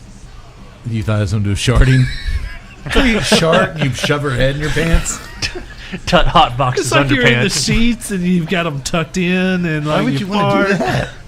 Okay. It was a night for romance, so I hotboxed her. She's dragging him back to her tent to get high. Well, no, the whole thing is that Sarah tells Becky that because Becky's broken up with her boyfriend just the other day, that maybe it's time for a little rebound. Yeah, a little rebound sex. Yeah. Which is weird when you're talking about high school kids. Yeah, but they're so much older now. I guess. I don't want to think about that. Donnie, well, just as he's about to go in there and get high with Becky, Donnie drags him away. Dude, I need you now. All right, must be important. You're the one that's been pushing me to nail her, and you pull me aside. What's the big deal? Oh, he wants to pull a prank on Jeremy, who stumbled off drunk to piss in the woods, and he's talking to himself. Oh, geez. Glad you drugged me away for this. Well, it's kind of high schoolish. So if it's not your own cock blocking you, it's your best friend. It's your best friend, yeah. Kind of like cop blocked yaks in Vegas. Oh, I still feel bad about that. Man, even Nada knows about that story. I know. I feel bad. I'm going to need to hear this one at some point. I don't think I'm privy to this. It was an epic cock block. Cody, gotta go. Yaks, now. I'd have been telling Donnie, take your Ed Sheeran pube mustache out there and go scare him your damn self. Well, they sneak up on Jeremy, who's playing with his butterfly knife while talking to himself and pissing off the side of a cliff. Drunk off his ass. And when they scare him, he drops the butterfly knife and lops off his own wiener. We see a glorious shot of the teenage Wang soaring over a full moon. A la E.T. Like E.T.'s bicycle. And you said there was no Terry Malick in here. It's just this little Wang flipping through the air. It's a glorious, beautiful shot. Maybe my favorite shot in the movie. They should have paused it in the moon like E.T. for a second. Actually, the it cuts from that shot, that glorious shot of the moon, down to him peeing, which is like this mixture of pee and then all of a sudden blood comes out. He's pissing still. It's and blood gross, just but starts. it is so freaking We just gloriously see shot. tons of blood pouring out of poor Jeremy's crotch. As the girls arrive at the scene, there's a lot of screaming going on. No, my favorite part is this is like when the guys are there with the camera still rolling. And they're just looking at it, and Jeremy's like, wait, why are you looking down there? Why are you don't look down there? Yeah. Well, he's freaking losing his marbles with good reason, obviously. Yeah, he's already lost his marbles. No, he still has his marbles. Still's got the marbles. Sean immediately grabs all their cell phones because they have no signal and heads off to find a tall ridge to get help, get a cell phone signal. All right, first of all, I got to slow us down a little bit because this one scene, I mean, this is your apex of the movie. This is the whole reason why the movie is all the hilarity is going on.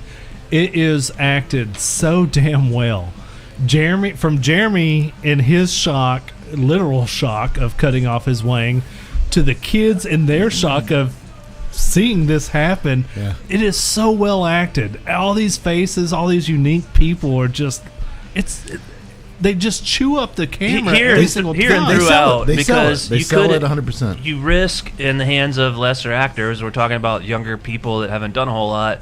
The Jeremy character and the Donnie character, if it wasn't done right, they could have been really annoying. Yeah, but they weren't. We've had them on the show where they're annoying. And like, I hate all these people. Like, But those two, the girls were great. The guy playing Sean was great. Everybody was great. Those two characters, the way they were written, they could have been annoying, but they weren't. They did it even the right Donnie's annoying, but there's that it's kind of relatable. Something it's to him where somebody like him, or he grounds it in something where you could see why, as kind of annoying as he is, they're best friends. You get it. And that's not easy to do. No, because it could have just as easily been the Jonah Hill character from Superbad. Yeah. Right. And it didn't turn out that way. I never saw that, but you know what I'm getting at. Mm-hmm. He's on my list with Seth Rogen. I can't stand that guy. I kind of like him. Every now and then. Well, Sean goes up with all the cell phones to find a signal, while Donnie and Sarah grab flashlights and begin hunting for the missing penis. Donnie says, "If I was a dick, where would I be?" Well, you are a dick, so this shouldn't be too hard. That's a great line. It's an easy line, but it's a good line. I laughed. Sarah thinks she's found it. Hallelujah. But it turns out to be a tiny little pine cone. Donnie thinks he found it, but it's a wild mushroom. Turns out in the dark, everything looks like a dick. Yeah. Didn't you say it's like, why does everything look like a dick? They finally find it, but when Sarah sees a disgusting centipede crawling across it, she pukes all over the severed wiener. Dude, that was awesome. Oh, God, it was. Disgusting, but awesome. Remember my New Year's resolution not to talk about dicks on the show? Oh, yeah. That's out the window. You're doing good. You're doing good. How the hell did I end up on this movie? Sean gets up to the cliff's edge and he's able to dial 911. And they say they're sending a medevac after triangulating their position. Help is on the way. But as he's talking to them, Becky's ex-asshole boyfriend Chad texts her phone that he's holding. And he says he misses her and he wants her back. We know this because in his text he says, "You know what? I realize you're the shit." You are the shit. Letter U, letter R. You are the shit. Ugh. Kids. Anybody else get a chuckle out of the 911 guy on this? He's like, my friend cut off his dick. Okay. Exactly. And a lot of other movies would have been like, your friend did what? Is this a prank call? And no, this guy was I was like, waiting for that. Like, we don't do prank. I thought that's how they were going to get stuck out here. They weren't going to respond to it. But no. Well, all right. And this is going to come later in the movie. There's another instance of this, so I'm sure this 911 operator maybe. I'd be more surprised if they just did this, like, hey, it's my first time tonight. Because it would tie in perfectly. But that would have ruined some of the twists that come on. What's going on up there in Washington State? You guys are all cutting your dicks off. off. What are you guys doing on there? Apparently so. You got any dickless relatives Oh, up my there? God. I've got a little something to share later on. Okay. All right. You got a dickless relative? No. Oh. Okay. As far as, I mean, maybe I do. Well, Chad texts her that she's the shit and he wants her back. What a romantic. Well, Sean isn't letting her go again. You know, he got a boner that night after the rent cast party. He's not going to do it again. So he texts Chad back from Becky's phone, calling him a fucking dirty taint and declaring they're officially over. But just then, Becky surprises him from behind, and startled, he drops all the cell phones over the ridge, so they're now phoneless. So this is an interesting thing that people have had to write into films because we didn't have this. How do you deal with cell phones? Even 10 or 15 years ago? How do you deal with phones? You've got to somehow get rid of them because they can immediately get you out of any situation. Give another example. There's a movie that I wrote a review about, The Stranger sequel. It's very, very early in the film, so it doesn't give anything away. The family, mom and dad, and their son and daughter are staying at this trailer park that's like a lake resort, and it's abandoned because it's out of season. And so at one point, the kids are playing with their phones, and the dad says, all right, everybody give me your phones. So he collects them and puts them in a table. So later, when they hear some noises and go outside, one of the killers is able to get in there and bash them all with a hammer. You have to account for that now. You gotta do where it. you didn't have to do this probably even 10 years ago, much less 20. Well, especially not with teenagers. They would never have cell phones. Yeah, I mean, you got to do it. You got to figure out a way. And then Sean did leave his in the car because Donnie was sending him like pictures of him with like drawing dicks on his face and stuff, and he was just sick of it. And he's like, you know what? Look at his camping gear. He was serious about doing some camping. He doesn't need a cell phone. But they always say you don't need a cell phone until you need a cell phone. In this one, it could have been really easy. I mean, they're out in the mountains. You could have easily been like, ooh, no reception. But I like that they put a little more thought into it. I don't even know you know what? We'll get the helicopter. I don't even know if today you can get away with that with the because constant networks and everything. Oh, I mean, Blair Witch couldn't be made today. Yeah, you had to. There's no way those or kids they would are have had going to in do there that. They and would have not- to do the same thing. They leave them behind and they find them and they're broken. Yeah. They would have had to account for it. Well, now they are phoneless. You know who is absolutely not phoneless? Who is not phoneless? Our friends Phoneless? our friends at Drew Estate. I've talked to them on the phone. They have phones. They have phones. They have That is phones. right. And now I want to talk briefly to you about Drew Estate's Herrera Esteli Miami line. The Herrera Esteli Miami is crafted by Level 9 rollers from Cuba at El Titan de Bronze on Calle Ocho in Little Havana, Miami. Level 9. Willie Herrera's family factory and the oldest remaining Fabrica in Little Havana. Like the short Corona size featured at the 2016 IPCPR trade show, the complete Herrera Steli Miami line is expertly crafted with a lavish Ecuadorian Habano Oscuro wrapper over a rich Ecuadorian Sumatran binder with select fillage from the Dominican Republic and Nicaragua. The new look of Herrera Steli Miami features a black and gold color tone and is only available to Drew Diplomat retailers in 5 Vitolas now. Seek it out, folks. It's a sexy cigar. Seek it out, and now enough time's gone by, it should be there, so go get you one. Cigar. Man, Speaking of cigars, the taste of tobacco is just all over this thing. fuck my life.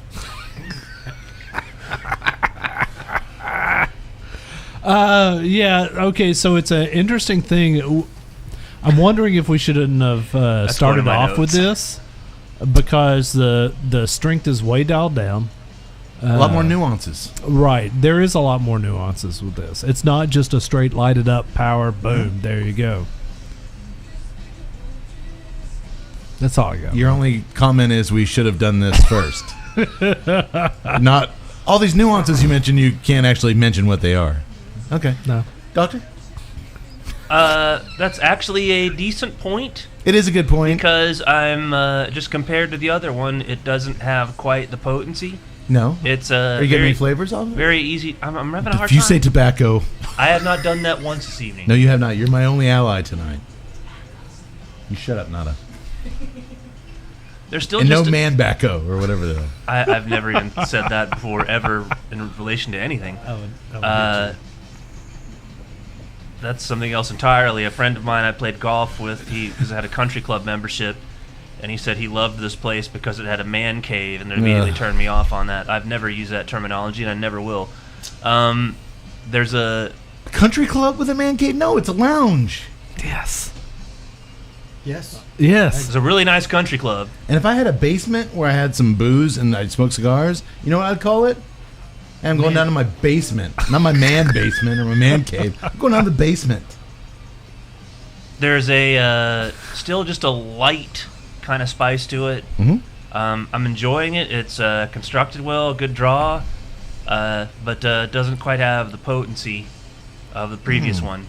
Doesn't mean there's anything wrong with it. We're still very early into it. I'm kind of waiting to see if there's anything that sort of... Earthiness for me, the mineral, especially on the nose, mixes with that spice really nice. I still think it's a surprisingly creamy cigar. Yax, are you getting any creaminess? I'm not getting any creaminess. What are you getting? I'm getting rich, delicious tobacco. Oh, Jesus.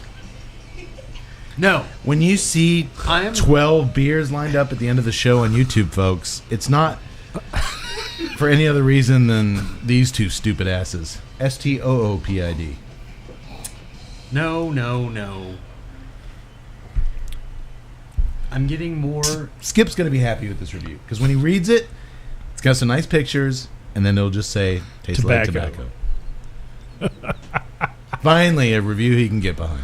No, because he's going to be like, oh, yeah, assholes, what kind of tobacco is it? What region is it grown from? I can taste 72 different types of dark, tobacco. Creamy tobaccos work so well together. Tut's going to venture down there one of these days. Like, I got impressed. I wrote down the note, Cade, fuck my life, on the top of the page. I got your back, No, buddy. I'm really getting kind of it's that raisin taste, but without sweetness. Yeah, that's a good description, actually. I mean, like a dried fruit, then, where you lose some of the sweetness, kind of a chewy fruit. Yes, but I mean, it's to me right now just heavily like raisin, but not sweet.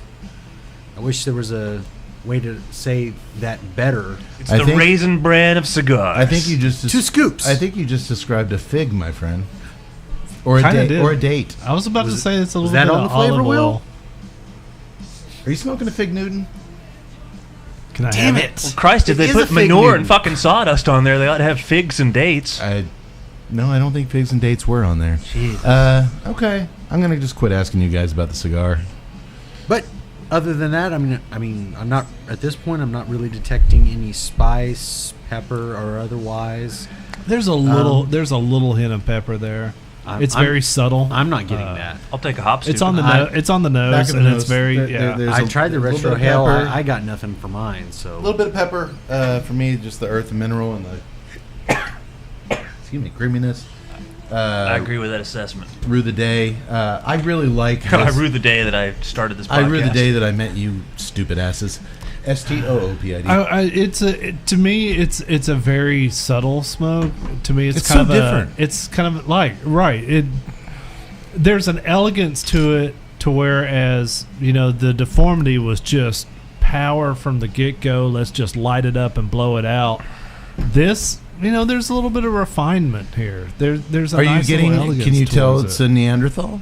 If you didn't have the Neanderthal label on there, would you ever equate this with the Neanderthal blend? Not really. It is so.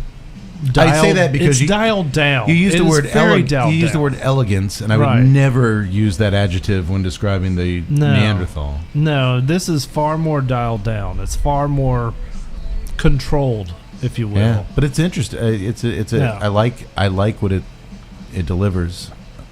To me, and I'm kind of like you. I'm very hit and miss with Lanceros. There have been a couple of Lanceros that I've really enjoyed. Like I've never been the original Herrera Esteli. I was kind of nonplussed by it until I tried the Lancero, and I really liked it in Lancero form. This is just it's a very interesting Lancero. I'm kind of digging it. Unlike that, there's two lines. Tatuaje, for some reason, their Lanceros really speak to me, and a brand that I've never really gotten into is Alec Bradley. But Alec Bradley's Nika Puro that they do for the Nika Puro Lancero for H-Town, it's another H-Town Lancero, is incredible. It's a really good cigar. So they're hit or miss, but they. I think that I would really like to try this cigar with a strong ale.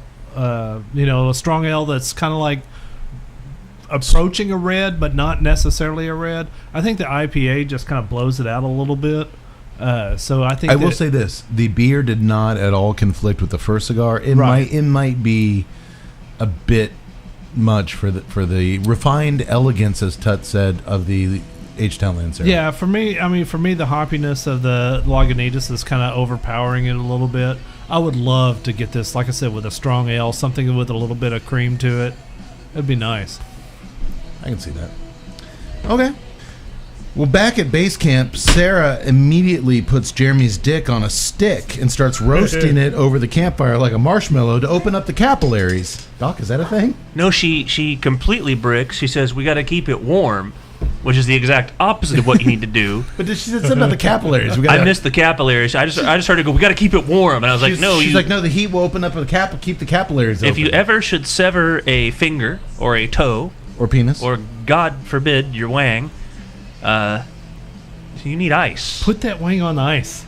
She says, we got to keep it warm. Sarah is not a budding medical Literally, she sticks it right in the fire. And starts roasting it like it's s'mores. Jeremy's like, no. And they all quickly correct her. The ice is the answer. You're right. He's a doctor. So they sealed up in Sean's trail mix baggie and put the ding dong in a cooler. As they wait again, Doc. He said that when you were outside. He was like, we got to put that ding dong in a cooler. Aww. Again, Doc, my New Year's resolution on our last episode was to talk less about dicks on the show, and then I picked this movie. And I knew that wasn't going to happen. As they wait for the medevac helicopter, a delusional Jeremy starts singing Britney Spears' Oops, I Did It Again, and they all join in to keep him conscious. You see, he's writing a Britney Spears musical with his online girlfriend, Kendall Jenners. Kendall Jenners? With an S, who everybody but him has accepted as a dude catfishing him. Would have been funny if it was a Z. Kendall Jenners with a Z. But suddenly the helicopter passes over them, but it appears not to see the campers, so Donnie takes a propane tank from their little grill. I just like this. Oh, fuck this. Throws it in the fire, and they all scatter off. Except Jeremy, he's stuck right there on the ground by the fire. But nothing bad will happen to him, right? He's already got his dick blown off. How bad can...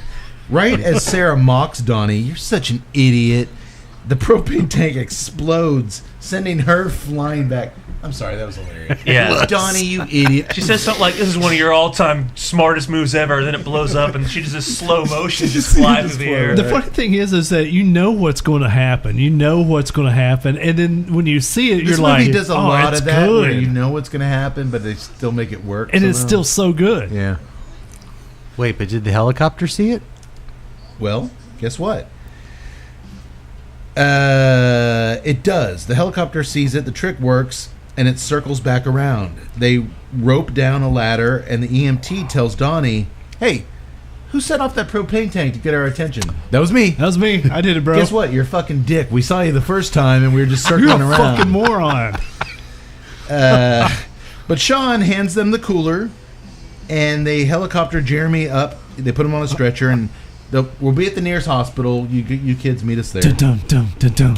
As he's going up, Dum, dum, Jeremy dum, gives dum. them a thumbs up, and they're like, "Dude, he's reverse Terminatoring." And the music is going, dun, dun, dun, the Terminator. Dude, I'm sorry. My biggest laugh yet at that little. That's good stuff. That's really good stuff. Reverse Terminatoring. You see, as long as the member, doctor, is that medical term, member? It can be used that way, yes. Is reattached within 12 hours, everything will be just fine. I don't myself know if that is actually true I don't know. with a 12 hours? penis. Yeah. Fingers and toes, these things can happen. I don't know about a penis. I don't know how easy that gets reattached.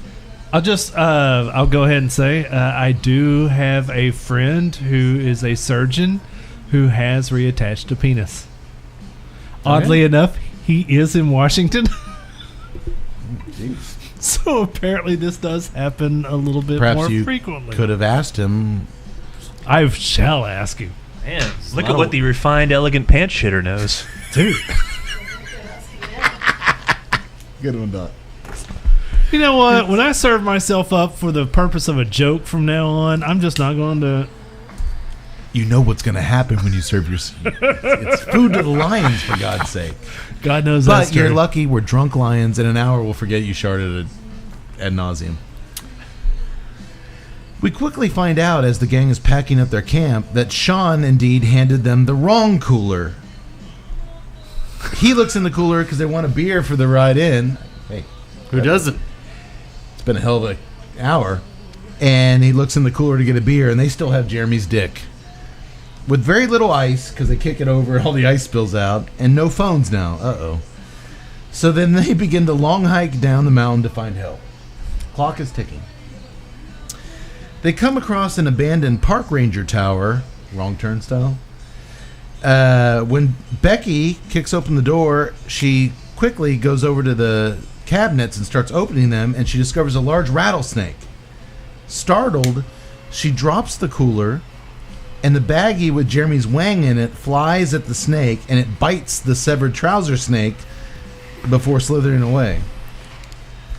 Sweet irony. Sweet irony. They conclude that someone must suck the venom, the rattlesnake venom, out of the dick for it to remain functional. And after much debate, Donnie thinks Becky should do it because you're twins. You were in the womb together. At some point, you probably sucked his little dick. I didn't suck a fetus penis. So she shoots that down. Our boy Sean steps up. He's like, you know what? I dropped the phones off the clip. I gave the EMT the wrong cooler. I'll suck the penis. I'll suck the penis. That's a friend. That is a friend. Would you guys do that for me? No. See, here's why I would not have to. I would have made sure the right cooler got on the medevac with you. Did you guys know, honestly, when he gave him that cooler, and then did you guys know at that point he gave him the wrong cooler? No, actually, I didn't. suspected because the running did. time was only about halfway through. Yeah, I was like, he gave him the wrong cooler. Because they made a point of they had two coolers. But see, if I'm Sean, and again, this is me going back to my own high school days, I'm thinking we get him on the medevac. He's got his dick. We can drink some. Really not a whole lot we can do. We can just Becky was ready to go. We can hotbox it. She wanted to hotbox in the tent. I mean, there's no need to hurry down the mountainside. Yeah. I would have made sure the right dick got on that helicopter. Well, it did not. Good point, Doug. It did not. I will say the one thing that I like about this, and you see this kind of throughout the film, is that every time to where, like, man, the whole cutting off scene was just such so well shot. Every time where I think it hits a plateau and it's going to like peter out, it just picks up and it goes to a new level of absurdity that I really appreciate. I did too. And every time I think they're not going to show the dick again, boy, they just There it is. It's like a character in the film. We see that dick all the time. Well, Sarah calls Sean a hero for sucking the venom out of the dick. Donnie tells him, "I'll tell the world your story." I love that line. Please don't. And in a tender but extremely awkward and hilarious moment, Becky looks at him, "You're the man." Then, in one of my favorite moments of the movie, they leave the cabin. Sean puts his hand on the window, and they all put their hand from the outside on his hand, and then he slowly lowers the blind.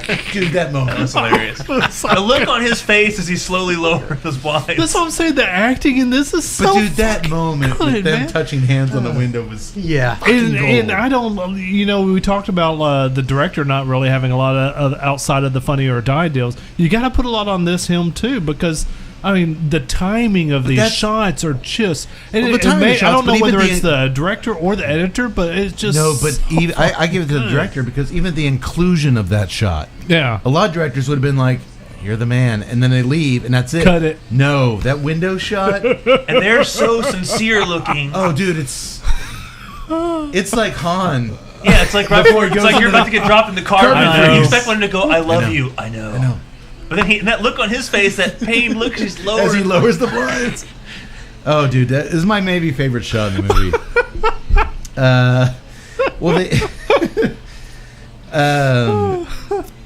As the three friends wait outside while Sean does his thing inside the Ranger Tower, a drone flies overhead, and they realize, hey, where there's a drone, there's someone flying a drone, and they have to follow it. They can find people. They barge back in the tower to get Sean, and he's slurping down on Jeremy's wing like a buffalo wing. No, he's got it. He's literally playing the skin flute. Dude, He's got it going back and forth. He's like, "What? Get out of here!" He's like, but then he's like, Don't look at me. Man, I'm getting a lot of venom out of this thing." Dude, come on! I'm rolling at this point. This is good stuff. Oh god. Yax, is that what that movie Venom was about? No. No, it was not. That entire sequence is pretty fantastic. That Park Ranger Tower was awesome. Yeah, it was. It really was. All right, I think we're on the same page here.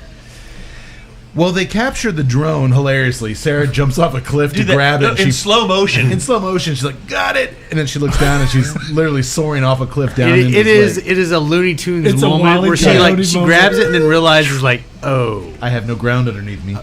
So I was just really honestly waiting for her to hold up the sign like, oh shit. It does require a tall cliff jump in the lake by all of them, and just as they all jump in, they reach shore, and And when you think that they can't make the cliff jumping scene funny, they do. Sean is hesitant to jump off. Becky's like, "I can go first if you want," and he's like, "No, it's cool." Well, of course he backflops. But that was funny too. He's all, "No, I got this." And he's all immediately she goes, "I'm sensing you don't really want to do this." What's he say? I don't do it the long way. I do it the Sean way, and then he just stumbles off and just does a He reverse belly trips, he flop. falls. So his back is and- completely blistered from this tall fall. But as they're in the water, as they get to shore, I should say, they see the medevac circle back around where they were. It came back for them in the penis. They kind of wish they'd stayed put, and I'm sure Jeremy does too. Actually, Should have just stayed there and drank. It would have been fine. Actually, Jeremy, we now visit in the hospital where he's telling a nurse he doesn't want a makeshift fake penis made out of his forearm skin and his butt skin. My friends will get here. I don't want a fake penis. They'll get here with my dick. It will be functional. You will get 10% of the sensitivity and possibly ejaculate. 40%. 3%. I thought it was something. I thought it was like 40% sensitivity. It was yeah. One was 10%, and the other was 30%. Not good numbers. Then she's like, he is against compared to not having a the- penis, this sounds pretty good to me. Yeah. Jeremy's holding out. He's like, my friends will be here. They're good friends. Would you guys hold out if you were in the hospital? Would you think? I'm laying there and I'm thinking, you three out there. I'm like, fuck it, just give me the prosthetic dick. They're never gonna get here. dead. Those fuckers are still drinking at that Me and fucking Yaks are campsite. hotboxing. He's sharting in the woods. You're not getting that dick back. Do what you gotta do. No, actually, it would have been fine because we would have stayed there drinking. The helicopter would have came down. And Don't it would've ask been why fine. my right forearm's bigger than my left. Take some skin from that one. Especially when it came to jumping off a cliff. We're not doing that. Yeah, we'll be right there. The helicopter's like, I hope they're... Oh, there they are. No, the helicopter circles back, and you three are all face planted, passed out. They literally haven't moved 2 feet from the last time we were here. You know, No, they honestly, haven't. I would have just lit the forest on fire because you know what? Fucking helicopters would have appeared out of fucking nowhere to put that shit We out. burned the entire state of Washington just because we're so lazy. Oh my god, we still have his penis. Light this shit on fire. Yeah, but at least like most of the times when you hear this, like California burns because somebody flicked a cigarette butt out there. No, everybody have been like, "Wait, you burned California to save a penis?" Save his wang. But we started the fire with his wang. Remember, not all heroes have capes. No, they You don't. killed 27 firefighters. Yeah, but we saved his dick. Saved Why are we risking our lives to save a man's penis? Wait, what are you eating? it's worth it. Oh, I'm sorry, I was hungry. Oh God, it's the wang. Why is your friend over there walking around real uncomfortable like something's in his pants? Those firefighters show up and they're going to be like, why am I risking my life? Because we would do it for you. The helicopter, at least you're gonna need a different helicopter. We don't do this kind of work. Don't blame you. As they make their way along the lake shore, Becky starts. My men are not dick assassins. We don't do this We don't kind of do this work. kind of work. We're not moils. Becky starts opening up to Sean about having a crush on him way Come back on, Dutch. when. What'd you pass on Washington? Not my style. You got no style, Dutch. You know that. Oh, great! We're a dick 'Cause rescue team, not no, assassins. No, because now I'm fucking going full bore into it. Just you and me and that wang walking out of that forest fire. Not a scratch. Not a fucking shark. I'm gonna cut your wang in two.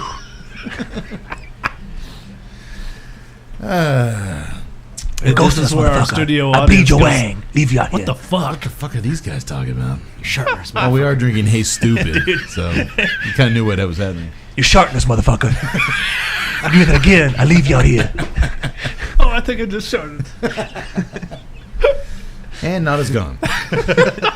No, I really did. Well, Becky starts opening up to Sean about having a crush on him way back when, before he rejected her. I beat you. And just as they're about to get somewhere with their relationship, Donnie cock hear the blocks him word. again. Oh, Donnie. Again, he's like, dude, come here. He was just about to make a connection with Becky for the second time, and Donnie, the one who's pushing him, dude, you're lazy, you gotta do it. Come here, come here. There's something out here, and it ain't no wang. We're all gonna shart. We're all gonna shark. It's off the rails now. Billy, Sorry. you ain't afraid of no shart. Sorry, all right. Can't get us back on track. Donnie cock blocks him again, Tut style. He drags Sean away to tell him that he found Sarah's wet. He found Sarah's wet panties on a rock, and he's convinced it's a sign she wants to get back together with him. Which Sean's like, "You never were together." That's kind of a running gag. You see, right before they broke up, Donnie says he pulled her aside and told her that he wanted to DTR. In the church parking lot. No, that was something else. Oh, okay. No, he pulled her aside and he told her he wanted to DTR, to which Sean says, "Dick to rim?" And Donnie's like, no, define the relationship. What the hell are you learning in Germany? I thought that was funny. What's Germany done to you? Dick to rim. No, it's define the relationship. Donnie goes on to explain that when Sarah said relationships are bullshit, he acted defensively and said, well, you know what? I never liked you. And he pushed her out of a moving car.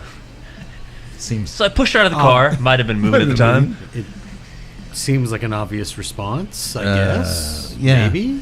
Man, you know what I like about this movie at this point? The dialogue humor is the perfect. It's something about Mary style. It's the perfect funny dialogue mixed with prop physical comedy. And just like there's something about Mary, which is a really good analogy, going back to these young actors and actresses, the delivery is fantastic.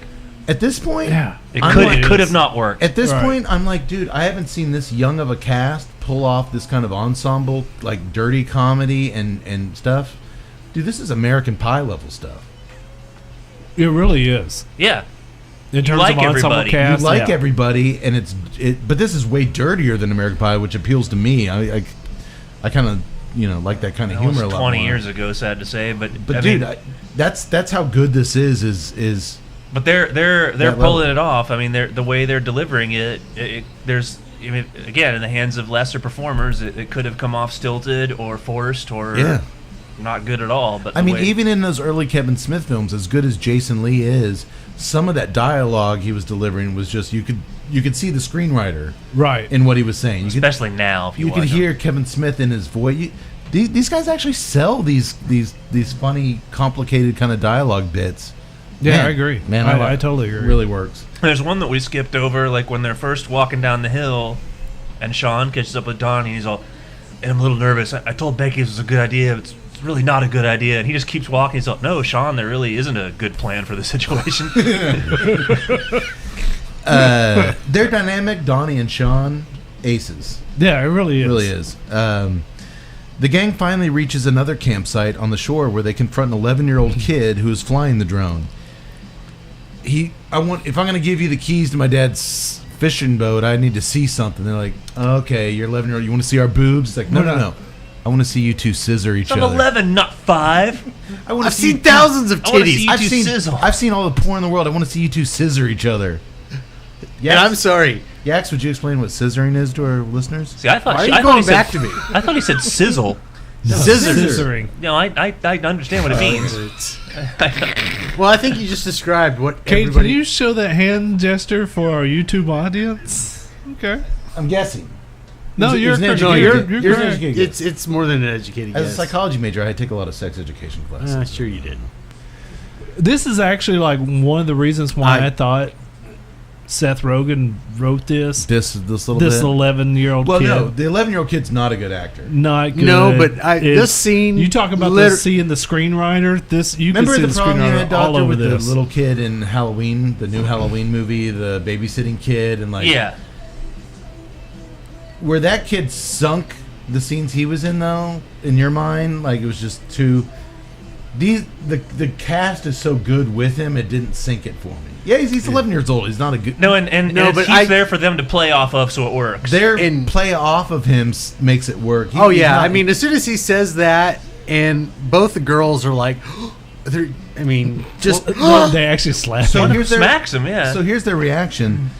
They're not going to, in fact, scissor for him. They whip out Jeremy's severed penis and thump him in the face with it. Listen, kid, wherever we go, dicks get cut off, Becky says. And then Sean steps in. Yeah, and dicks get sucked. No, he's all, dicks get cut, dicks get sucked. He adds it very forcefully, too. Yeah, dicks get sucked. Dicks get cut and dicks get sucked. The little pervert is traumatized, obviously, as he hands over the keys to the fishing boat, and the friends take off in the boat right as the fisherman's father shows up and tries to stop them to no avail. Real quick, I didn't make a note of this, but I just remembered it. Remember he's reverse Terminatoring. As they're driving off, the dad is going through the water chasing them. He grabs the cooler from Sean, and they're like Little T2 style? They're playing tug of war with it. As his fingers are loosening on the cooler, dude, Donnie gives he's cliffhangering. Totally, that opening scene of Cliffhanger where you see the fingers on the dude. I don't know why it really worked for me. For me, I'm like, it's one of those things. It where, seemed weird that these 18-year-olds would have seen Cliffhanger right? enough to me, reference it. Yeah, to me, I think that this was a forced one. The Terminator thing was like great. Everybody's seen Terminator. This one was a little forced, but it still was funny. But I laughed. That would have been like us in our senior year referencing The Sting or something like that. Yeah, I mean, it was just like, I can't believe these kids watched Cliffhanger enough to where they all got that. He's Cliffhanger. Yeah. But dude, it was funny. So they get to the other side of the lake, jump in the minivan, and head off to the hospital. In the minivan, Becky, now she's checking her voicemail, plays an angry voicemail from Chad, telling her he's glad it's over. You're the taint. And worse off, he's so angry he dropped his vape pen Show me a new vape. Now she owes him a new vape. Ugh. And he ends with, "You hurt my feelings, dog." You know what? It's but it's totally realistic. Did you catch that last line though? "You hurt my feelings, dog." I actually like the. You thought hurt you my were the feelings, shit. dog. You owe me a vape. She tries to confess, or Sean tries to confess about the text he sent, but when she says it's hard to hear that someone you cared about lied to you, he clams up like it's not a good time. The thing is, those lines work because you're building up to when we eventually see Chad, we're building up to what a douchebag he is. Oh, we are. But yeah, when she says she didn't want to know about lies coming from someone she trusts, He's all, oh, not gonna say anything. You know who would never lie to our faces, boys? Who? Drew Estate and their master blender, Willie Herrera. What? We've talked to Willie a lot. I don't think he's ever lied to us.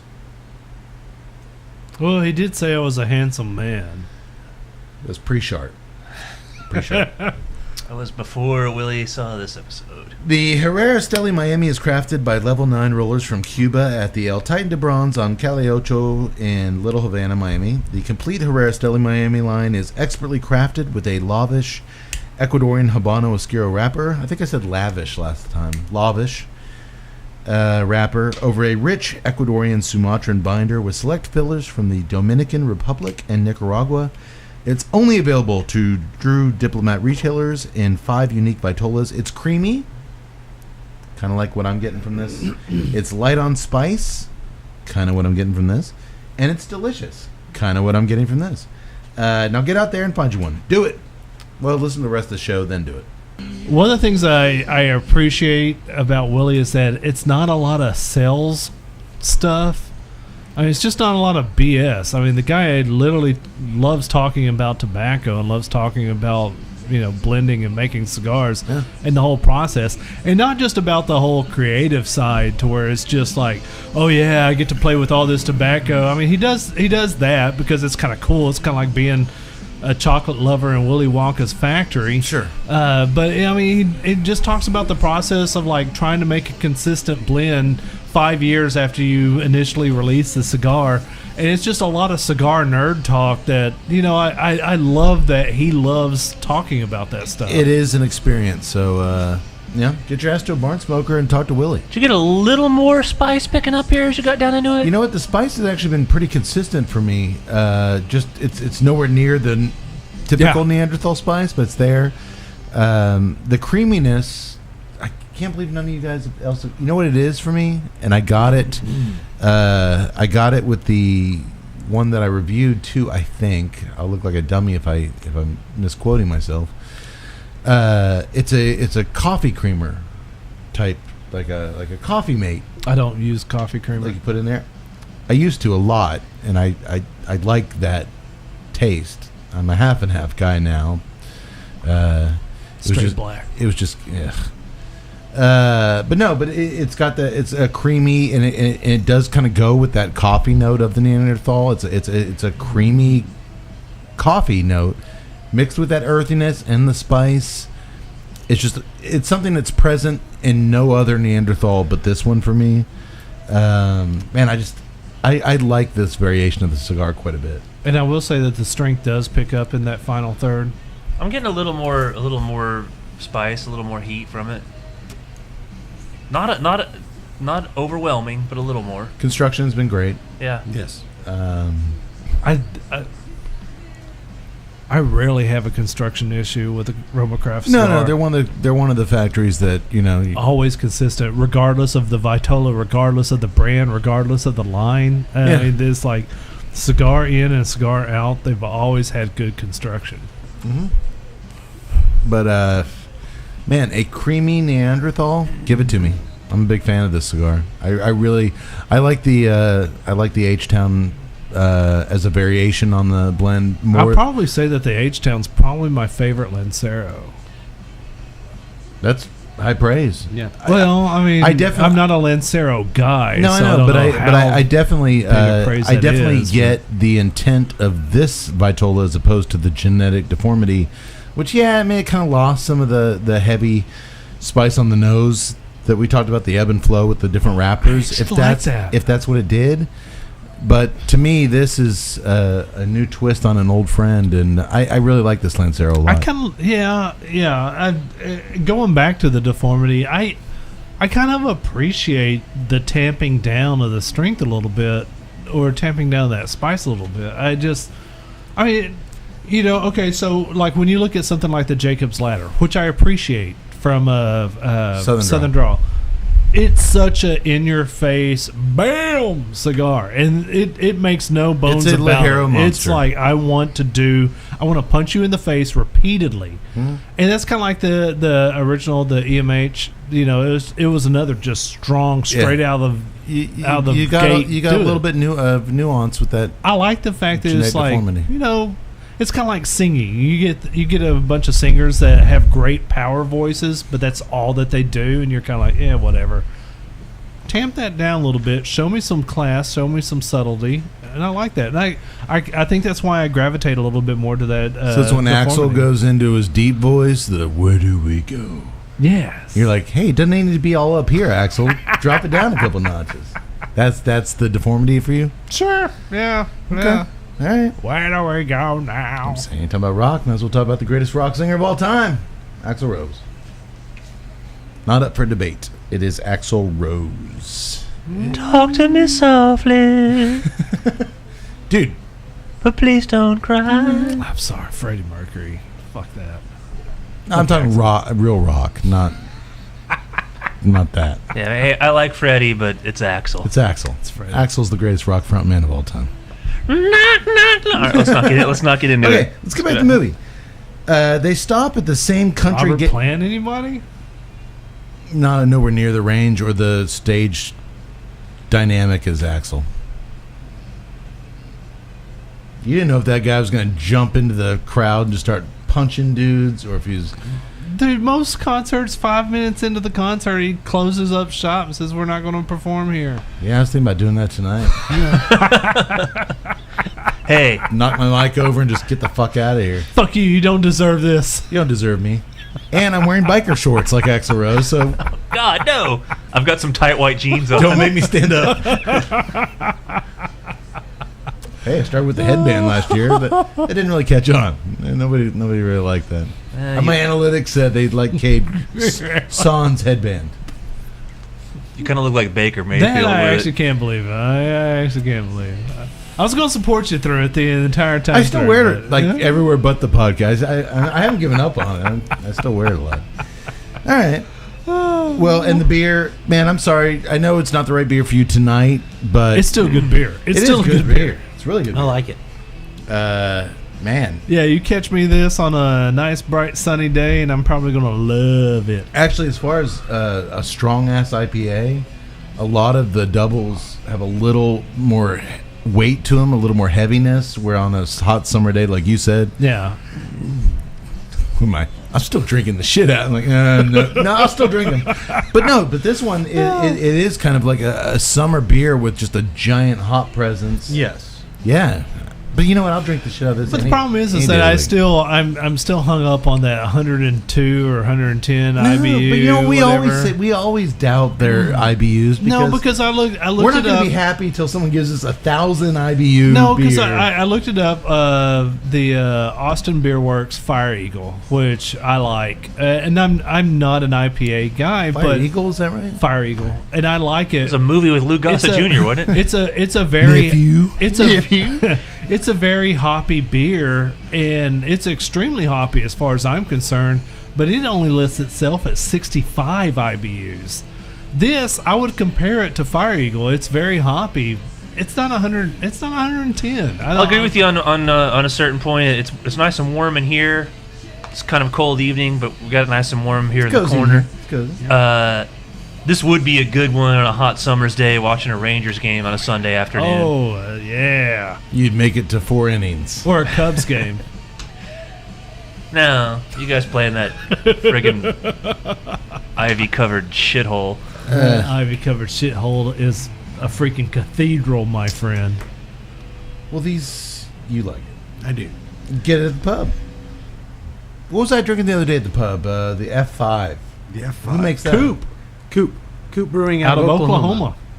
Man, I don't like Oklahoma, but I like that beer That a is lot. a good No, beer. they gave you 2 of those, and then you were getting dishwater. It was good. It is good. That F5 is good stuff. What's that ABV? I will look it up.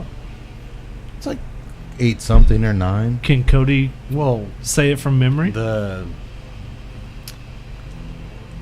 ABV isn't actually that strong. I thought it was pretty up there. It's like 5 or 6 no. ABV. I think you're wrong. My friend. The F5, it's 85 IBU. No, ABV. Oh, ABV is 7.1. No. Okay. It's a good beer. But Yeah, Coop is. you need to get this up at the pub. O'Brien's Irish Pub in downtown historic Temple, Texas. Live music, full menu. Full menu? Get to meet Cody Leschker of the Tuesday Night Cigar Club. Yes. It's got everything you want. Or if you meet Cody Leschker and he's a little bit grumpy, no, you've actually met his older brother, Ryan. Oh, that's Ryan. But he can call you and you'll come up there and I will. meet some fans. I will. Absolutely. It's cool meeting fans. I don't know if I mentioned this earlier. I met a... Oh, yeah, I did. Yeah, you did. I think I blew whatever cool factor I had by mentioning it twice. Or even once. Cool guys don't mention that at all. Well, the boys and the girls stop at the same country gas station where Jeremy used the fake military ID to buy booze earlier. The crazy ex-GI behind the counter, he's a younger guy. He was clearly recently in the military. 30s, I would say mid-30s. Mid-30s. Yeah. They're like, you know what? They just fess up. We have the dick has gotten so dirty at this point. They've dropped it in the dirt and the sand. It just looks terrible. No, they're like looking at cleaning solutions and they're trying to be like, And he's like, how what do do you clean a severed He's penis? like, what are you guys looking for? And the guy comes out of nowhere and is like, oxycodone and blah, blah, blah, blah. And they're like, he's like, is this from your fallen brother?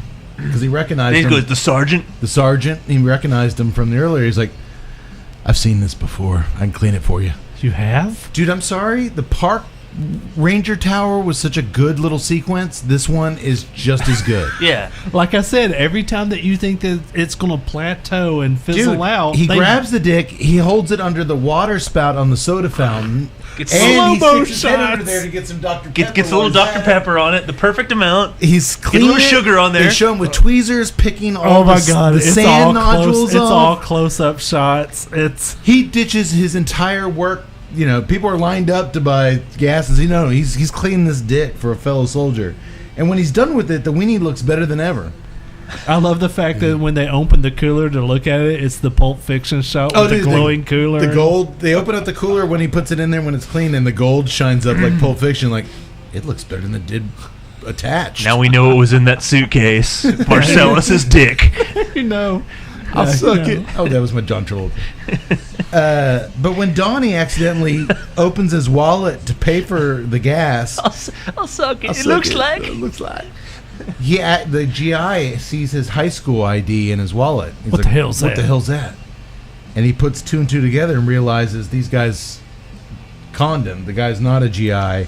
Did you He just can't pretend believe- to be a military guy? Stolen about valor. beer? He can't believe he expertly cleaned a civilian penis. The only penises I touch are me and my husband's. Dude, first, you mean I just cleaned a civilian penis? He runs. Nephew. He chases them out of the convenience store, Move to fish. goes to his Jeep and grabs a bow and arrow and starts firing bow and arrows at him. One goes through the back window and spears Donnie in the I back. mean, one after the other, dude. He's like fucking crazy horse. He's just letting loose. Dude, it's a crazy, ridiculous scene, but I loved it. That was It was great. very well shot, very well acted, very well timed. Yes. Like everything in this movie. And I really thought that GI looked like Black Sheep Ben from Black Label Trading Company. I don't know I'm why. glad you guys said. I thought he look was like so Ben. familiar, but he turned out to be no one that I'd seen before. No, he kind of had... What was the guy from Sex and the City? He looked like a young... Paul Rudd. No. No, he didn't look like Paul Rudd at No, all. he to looked like me. a young... God, whoever the guy was from Sex and the City that did Sarah Jessica Parker. He was in a lot of stuff. He looked like a young version of a lot of other actors, but he actually hadn't really done much that we would have seen. Well, He they did a race. good job. He did a really good job. Well, they race to the hospital, but it's the wrong hospital. So they race to another hospital, and the nurses there are waiting with open arms for the penis. We have the penis. You have the penis? You're just in time. Come Get on. here. We got it. The ER doctor tells them they did real good for your friend, which Sean warns them, or tells him, hey, just so you know, that penis was bitten by a rattlesnake, but I expertly sucked the venom out of the penis. I sucked it real good. And the doctor just looks at him like, you're a freak. And he'll later tell him it was a defensive bite. bite. A defensive bite. There was no venom in that penis.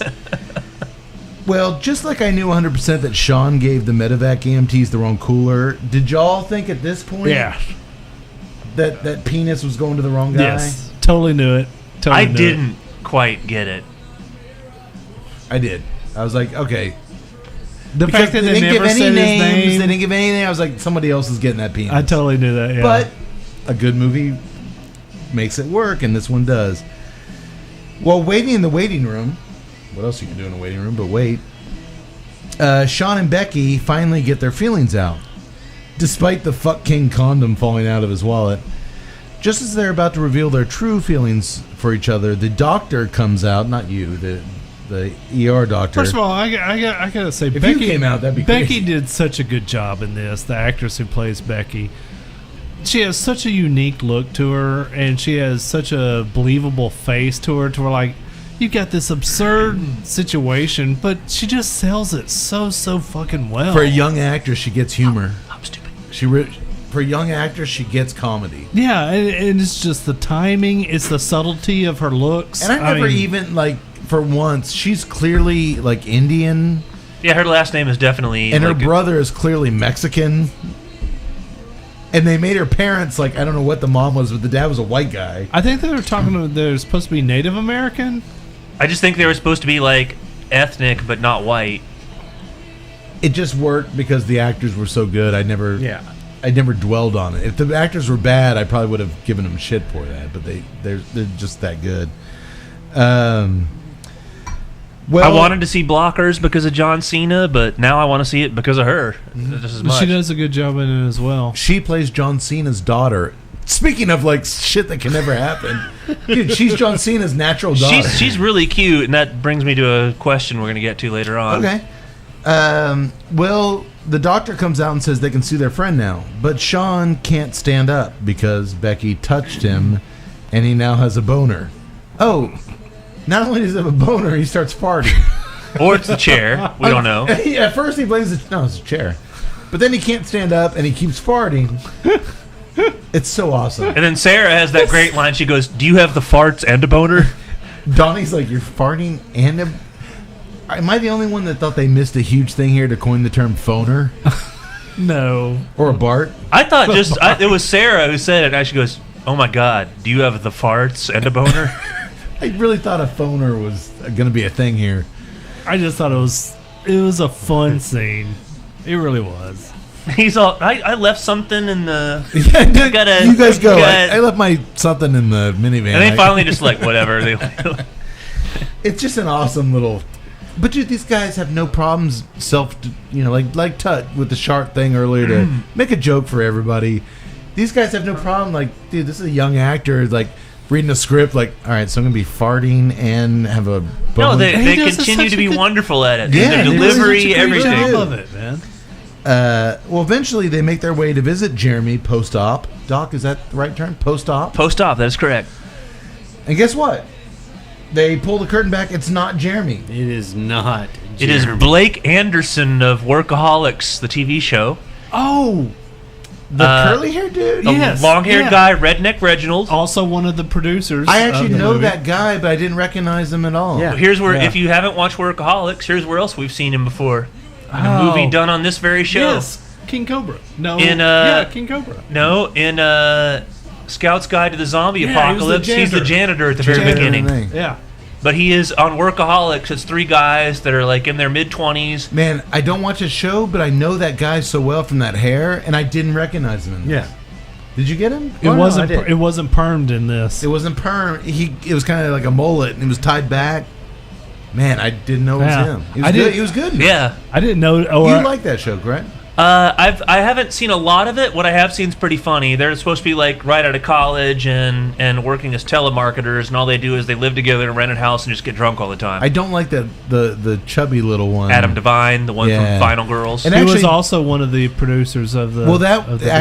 All of them together produced that show. The director's only other like theatrical movie credit was So and So Needs Wedding Dates, starring that little chubby one. Yeah, he directed he's that movie. Zac Efron's brother, that guy in it. Yeah, so after I incorrectly credited Seth Rogen, it was that dude from Workaholics, Adam Devine, and Ben Stiller were the three main producers of it. Okay, I can't. Kudos to him. I thought he was good, and I did not recognize him at all. Yeah, I didn't recognize him until you just said that. Yeah. All right. Well, it's him behind the curtain, not their buddy Jeremy. and he's credited as Redneck Reginald. He is stereotypical redneck. In the I chaos, took a little offense to this character. Tuts High School. In the chaos that ensues, everybody starts losing their shit. The guy on the hospital bed who just got the new wiener, the boys realizing their friend's wiener got like a little attached Navajo to the guy. boy's dick.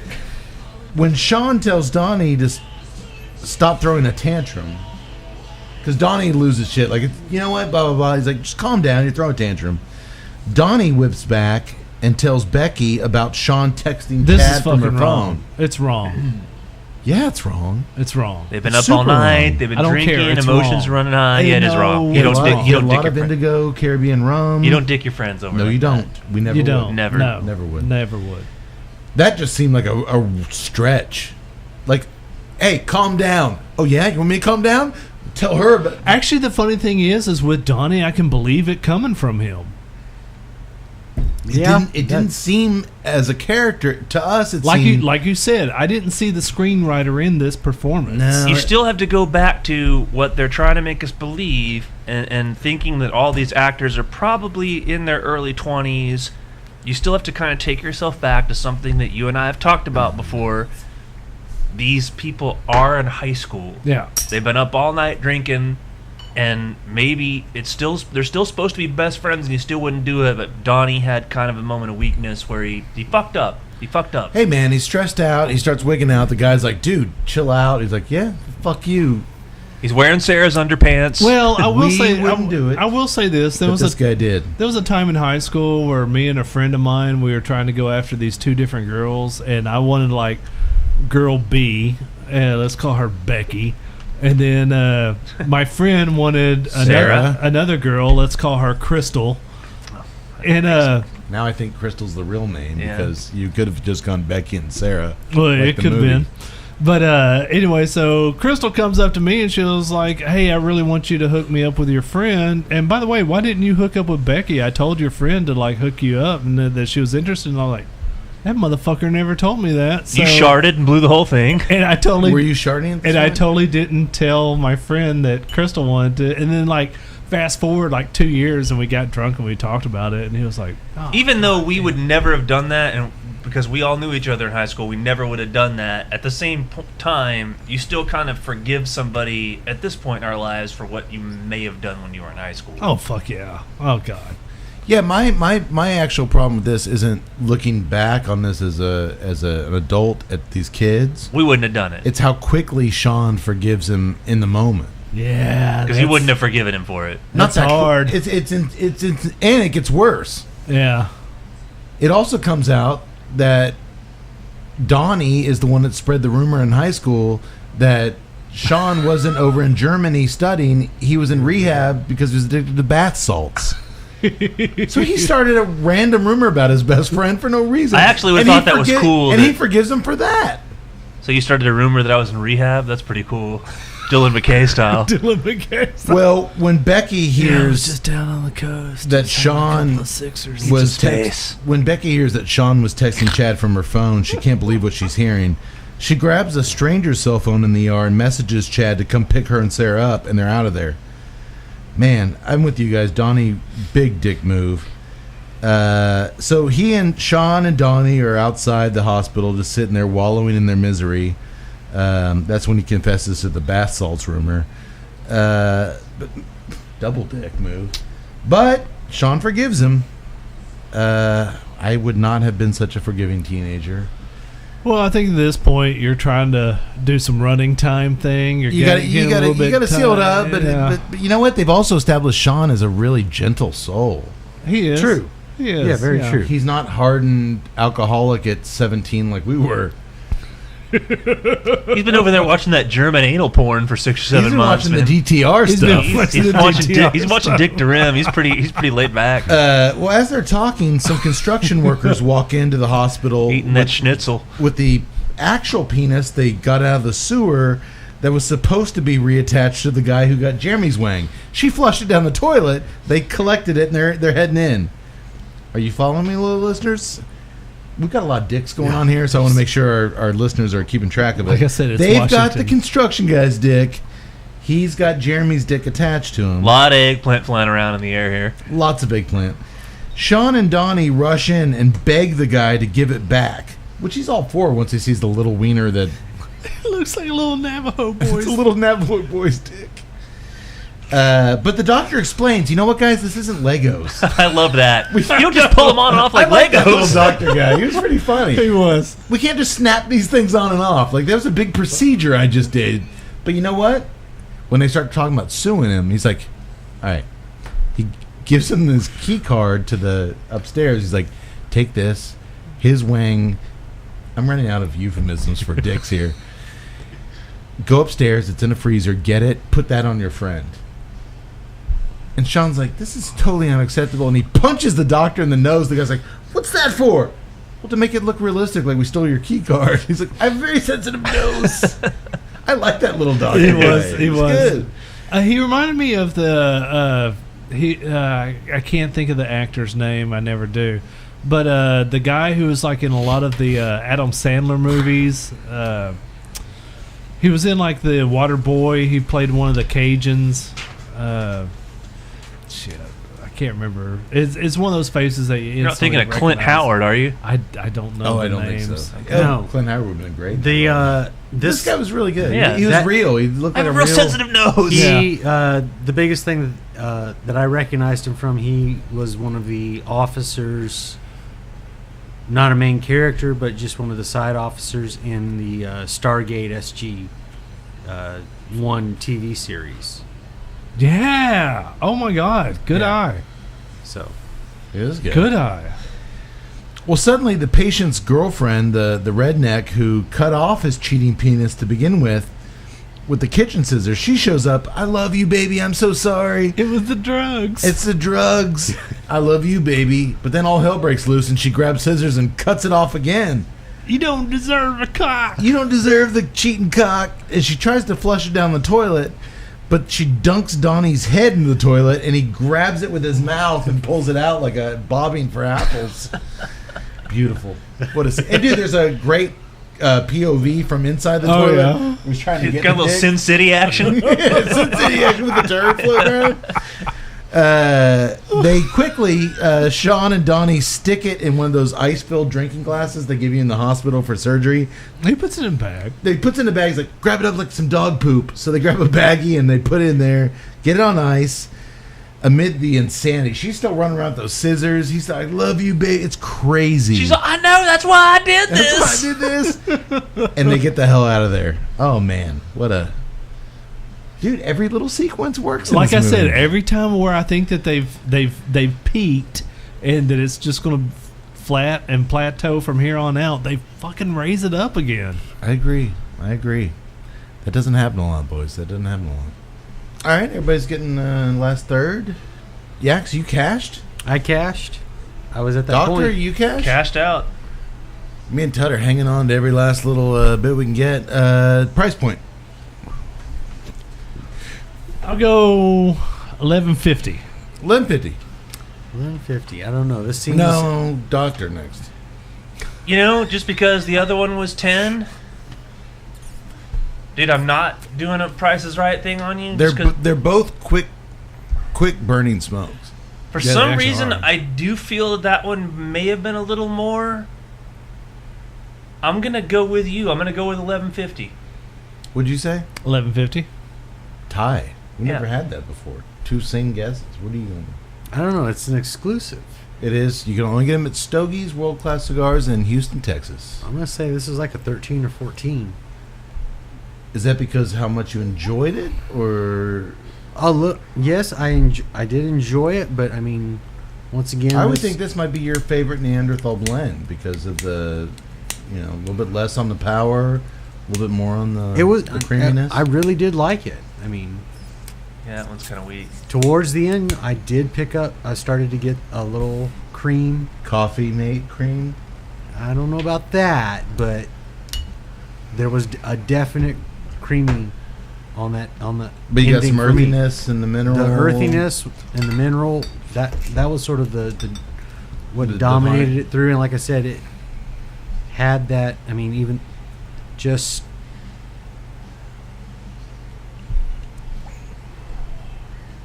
mellow. It was mellow, A yes. mellow Neanderthal. But Yeah, I I mean, I mean- think because it was an exclusive for Stogie's, I mean, I think they would probably be up there in that 13 or 14 range. Okay. Actual price right around when I looked where I bought it. There was tax and shipping, so then I went back and looked at around $10. Wow. Jeez, man. Because when we grade it on the worksheet, it's price / value. So you try to guess what's the price and then what's the value. Yeah. For $10, man, I gotta say I like the first one more. I like the potency of that Neanderthal, and I'm kind of like Yaks normally with my taste. I like them a little bit milder, but You like that first one? for that Lancero that we just had for $10 to me, that's a damn good value. Would you agree as far as just value? That's a damn Correct. good value. Yes.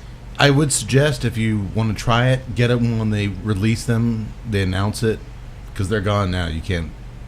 They're for the year or whenever RoMa Craft restocks they get a shipment. They sell out quick, but they'll get more. But they sell out quick.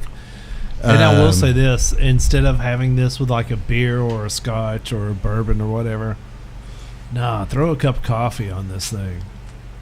With coffee, mate. Oh, well, I'm not sure with coffee, mate, because I drink everything black because I'm a man.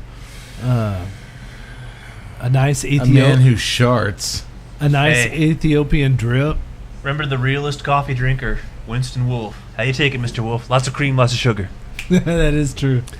I actually That don't do is true. sugar. I do enjoy cream in my coffee. Always have, always will. But Throw we that do- on a drip coffee, and that shit's good. Oh God, that's A Neanderthal morning cigar. Who would have thunk it? that Lancero. Yeah. Okay. $10, man. Yeah. Get them when you can. I've enjoyed revisiting the Neanderthal in different forms tonight. I'm not sure if I've ever. I'm not sure I've ever had the H-Town. I'm pretty sure you haven't because when No. I reviewed it for the site, I remember you saying you had never. Yeah. I actually had never had it either. I went to H-Town. Yeah, I remember. I you- went to yeah. Stogie's in Houston, not last year, in 2017, for my birthday. Yeah, I remember that. The family took me there, and that was the one thing I was gonna on my wish list to scoop up. They were out. We had a good friend, Jeremy, who works there, Jeremy. and I had talked to him on the Cats page. He knew I was coming, knew what I was looking for, and he actually gifted me one, and that's the one I reviewed on the site. And then when they came up, when I heard they were in stock, I scooped them up. So Yeah, it's definitely well worth it. Well worth it. yeah, it's good smoke. Very good smoke. Well done, Skip. Well done. As they exit the ER, Chad immediately, remember dickhead boyfriend Chad, he shows up to pick up the girls in his monster Jeep. This lime green Jeep Of course he drives Such a a souped up. fucking- with his new douche-mobile. vape. Of course he didn't wait for her to buy him a new vape. He got his new vape. Here, my feelings, dog. And of course he drives up in a souped up monster Jeep, the telltale sign of all fucking douchebags or micro penises. At Donnie's, Jeep. you want a Jeep? I'm not against Jeeps. I'm against Douchebags driving Ridiculous. A Jeep. giant lime Ridiculous. green one driven by a Justin Bieber wannabe. That sums up Chad perfectly. If you need to add a kit to anything you drive, you have a micro penis. All right, Yaks? Yes. I'm going to disagree because of my redneck upbringing. You add a kit to everything. You drive a Mom van. mom van. But if I had And a that's kit, why I respect you. If I had a kit, I would put it on the mom van. It wasn't even lime green. It's fluorescent green. It's ugly. Horrible. It's ugly. Oh, God. You can barely see it with the vape smoke coming out of this thing. This guy's holding that vape like Bob Dole's pencil. I mean, he's just... That reference is going to go over every millennial's head. As it should. As it but should. here, I'll do it for you. Bob Dole, I'm Bob Dole. got my vape pen. Is Bob Dole vaping? He's dead. No, he's still alive, Is I he think. still alive? Yes. Oh, no, he came to a funeral recently. Let us out here, Bill. We'll go tear those aliens a new corn chip. Yeah, he had people like helping him up Yeah, to how's stand. he still alive? Good How are we living. still alive? How is he still alive? he's Because That's a good question. How is he still alive? He's probably looking at us. Now going, Bob "Oh, Dole- they're They alive." still alive. Now Bob Dole Bob doesn't Dole understand how will they're read- alive. Bob don't understand how those drunks are alive. Bob Dole vapes. now Bob Doe will read from the Necronomicon. At Donnie's urging, Sean, she's about to go off with Chad. Sean confesses his feelings for Becky, sort of. He's still very awkward. But it's enough for her to realize that he's a real human being he who sells likes it her, so as good. opposed to this douchebag Chad in the Jeep. And the gang is now off to get Jeremy his dick back. After that is the Well, nervous, because dude, it took a lot for Sean to do all this. He grabs the ice cup And he starts has a coughing. coughing fit. Takes He's a just sip. this guy with the can't dick win. in it. He grabs the ice cup and takes a few sips. She's like, "You know, there's a dick in that." No, we bagged it up like dog poop. He just keeps. She's drinking- all, that's still pretty gross. He just keeps drinking that water. There's so much gross penis-based humor in this movie. I loved it. I didn't even mention when they were going to the ER, the penis was sliding across the floor like in these close-ups. No. And we saw this just... Dude, this dick has been through so much at this point. I loved it. In my medical opinion, though, I don't know if it would be able to be reattached at that point. Maybe not viable. Well, My it was, God, that it- penis has been through so much. It was attached, so it did get a. That's right. They do talk about that. He's like, if there's no blood pumping through it, it's like it was on Redneck Reginald for a little while. It got some true. blood pumping Got back in fresh it. oxygenated blood. I'm just saying, I might have nightmares knowing that a caterpillar or a millipede or whatever that thing was crawling all over A my He dick. doesn't know that bit Sarah it. puked up corn on it. You don't think they're going to tell him that at some point? Sarah puked They're on going to be it. drinking out in A the woods a year from rattlesnake- now and be like, dude, Sarah puked all over But your... if it's back on and it's working, I've asked my surgeon friend about this, but much like a lot of you my... have a surgeon friend too. Yeah. I don't know what the fuck I'm doing here. Well, because you're my general practitioner. That's all I am to you, Tut, a GP. Do you do surgeries? Well, not legally. Used to. Go on. There's a whole thing I don't want to explain to court, so I'm just going to draw some more penises. I got 3 on this one. He usually draws at least 3 on normal nights, so I don't know what's going on over there. Well, I had to take that other worksheet away. Oh, yeah. Plus, Notto was here, and it was. Yeah. I got 3 on this one. I'll draw a 4th. Nice even number. Okay. All right. 4 of us, 4 penises.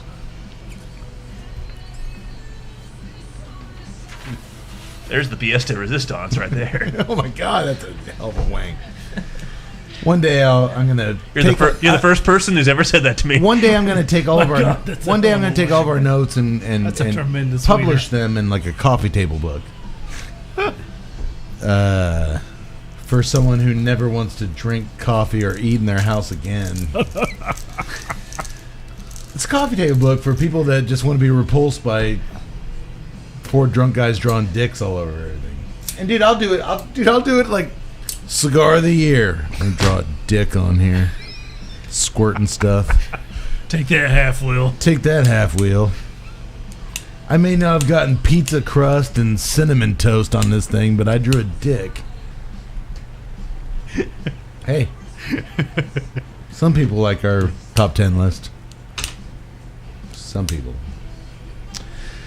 Well, the gang realizes that Jeremy's probably checked in. They have an epiphany. Jax, did I use that word right? You did.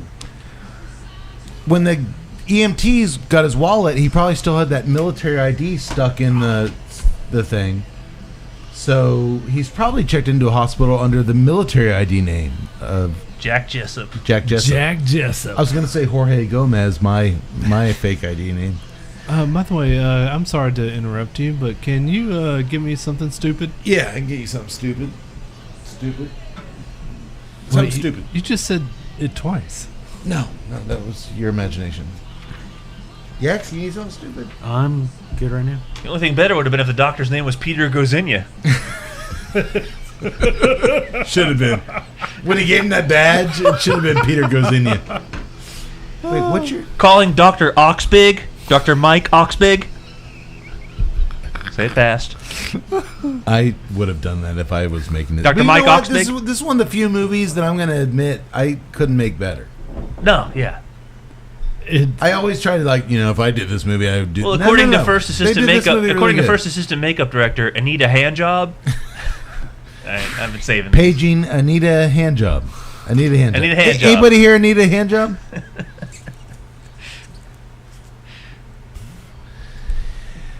Well, when they realize that it's probably the military ID name he's under, they call hospitals and boom, they figure out where he's at and they hit the gas.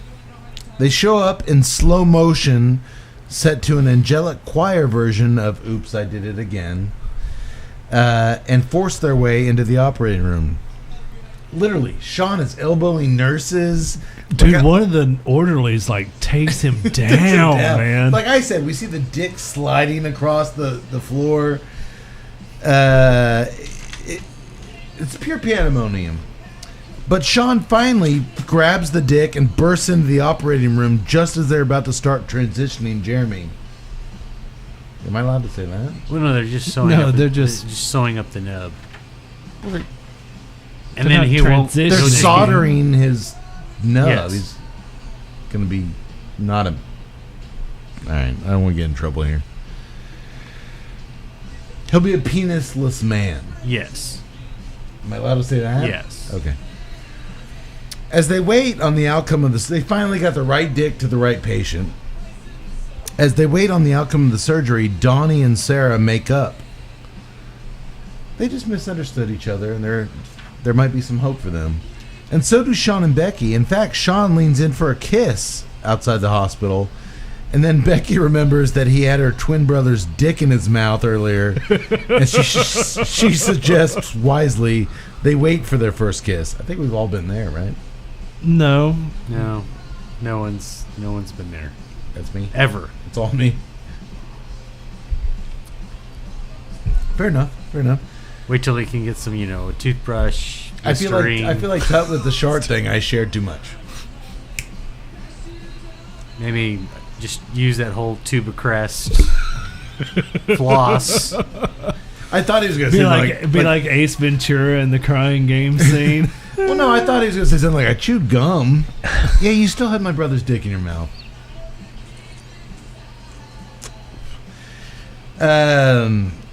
We cut to Sean's house.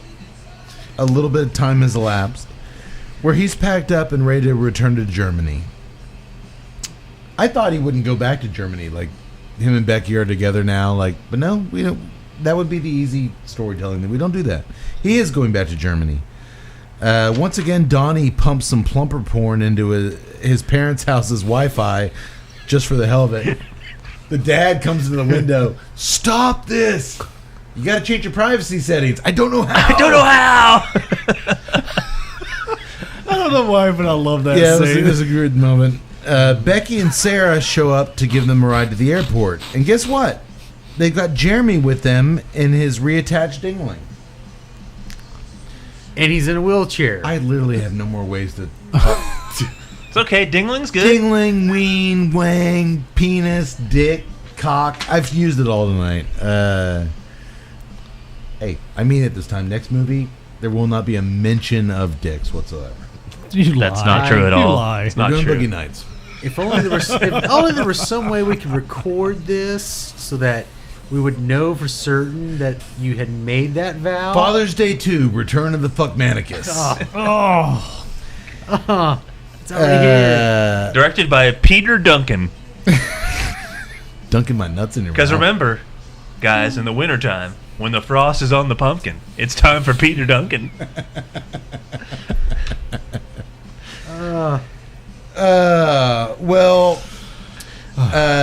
Guess what? Not only is Jeremy in the minivan as he's lowered down in his wheelchair ramp, which I love that it's a throwaway line, the sister, why'd you get out? We just have to put you back on. We got to leave. Like, that's a stupid line. It's funny. But it's us. It's what we would say. God, Yax, why'd you get down? It's going to take 10 minutes. We got to get you right back on, man. But guess what?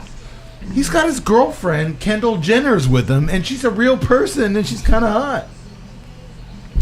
She's like a little blonde bubblehead in a little jogging suit. I thought it was Amanda Bynes at first. No, I never thought that would have been a That would have been funny. That would have been a funny cameo. Yeah. But dude, Amanda Bynes with a Z. I didn't look at this chick up, but I almost swear that she's like some YouTube star somewhere. I just thought, hey, like I knew about the cooler, like I knew about the dick and I knew at the end there would be a real Jenner's. Kendall Jenner's. Yeah. But you know what? It works. It was funny and it was fine. good. It's fine. Again, I saw what was coming. It didn't bother me. Becky and Sean then start making out. And Sarah makes a dick-sucking joke. She's like, hey, you want to give me a ride to soccer practice? Maybe stop by the old church. That's where she used to blow Donnie. And he's like, well, yeah. He's like, no, you just give me a ride to soccer practice. And we're done. A rap song starts playing about, they rap about, I miss my dick. I miss my dick. And that's the end of our movie. I can't remember last time. Can I go out here and say we all like this movie? Yes. 2 eggplants up. 4 eggplants up. Wait. 5 eggplants up. Wait. There's only 4 of us here. Dude, thoroughly enjoyed it. really entertaining flick. Yeah. It's fun. It's I'm going to say the best teen sex romp comedy Yes. since American Pie. yeah. And I Yeah. really thought, because I saw the trailer to this, and I swear I saw the trailer to this like a year ago or whenever, and I passed on it. I was like, yeah, whatever. I'm not in the mood for this. And then when you were like, hey, I kind of want to think about doing this, and you shot the trailer. That new trailer It was like a new trailer, and I was just like, holy It's a shit, great this trailer. is good. They It's a did really they good did trailer. everything the right way. All the raunchiness, everything about it, the pacing, like you guys have both pointed out, like you said, Tut, every time you think you might hit a lull, they kind of come back at it again. Everything worked. There was no lull. Everything about the pacing, the direction works, and it still all comes down to the 4 and really the 5 with Jeremy too. I don't think it would have been as these strong. young I actors. thought Jeremy was the weakest link. I don't think it would have been as strong with Jeremy the whole movie long. I thought he did good for what he was brought there for. I think the Donnie, Sean, Becky, Sarah thing was what made it work. Brilliantly said. I'm glad Jeremy was stuck over in the hospital. I think he was the weakest actor of the Those bunch. 4 are great. Everything about their delivery, everything about the believability. Even though we're long removed They from were high just school, you so kind of damn see likable. that. They are. It goes back to, you know what I always said when I watched American Pie for the first time in the theater. And granted, I went in with some booze to a midnight screening because I was back in the old days when I still had friends working in movie theaters. We went to a midnight movie showing of it, and I was, getting. I made the bold statement: this is the best teenage sex comedy I've seen since Porky's. Which was Yeah. almost Oh, the yeah. same time frame. Yeah. It's This- interesting because the time frames, like Porky's was raunchy for 1980. Yes, Because you actually see and that was 20 years later with American Pie. you see the dick go through the shower hole and you're like, oh my god! And then, Yeah. and then the American Pie is fucking the pie. Stifler's drinking the beer with the But you're jizz right. in it. You're absolutely right. Yeah. That was 20 years after Porky's, and this is 20 years after American Pie, give or take. And we're kind of desensitized to the raunchiness, but they do it the right way. Right. They really do. I'm They gonna do. I'm gonna actually go ahead and say that this is better than American Pie. I agree. Yeah. I agree. And I liked American Pie. I really did. I think this is the best American mainstream, well acted, well executed sex raunchy comedy since American Pie. It was so expertly crafted, the entire movie, from the actors to the directing to the editing, the timing, the flow. Everything was just really, really good. Yes, yes, and yes. I can't disagree, and I remember in the summer of '99 seeing American Pie 3 times, but I actually couldn't. I watched this twice. I couldn't wait to see it a second time. I watched it last week, and I couldn't wait to watch it again. And so there's something that I wanted to mention while we're still talking about it here on the air. This is a tough call, man. What you got? That's a tough call. If you had to choose, you can't say either or. If you had to choose, Becky or Sarah. Oh, Becky, hands down. It's a tough call, man. That's what I thought initially. I'm going Becky. Second time around, I came back more to Sarah, but I actually wrote this down. Sarah gave him BJ's when he sharded twice. Like, he sharded once, and she gave him another one, and he sharded again. I actually, my final call. That's my final call, man. First time I watched it was Becky, hands down. Second time I was like, man, I'd have some fucking fun with Sarah. Yeah. But I eventually came around to, in a close call. Make them scissor. In a close call, Becky.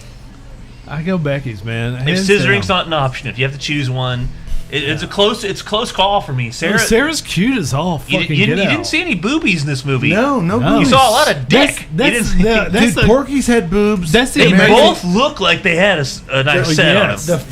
The fact that American Pie had Shannon Elizabeth's boobs. Those are great boobs. Yes, they are. Porky's had boobs.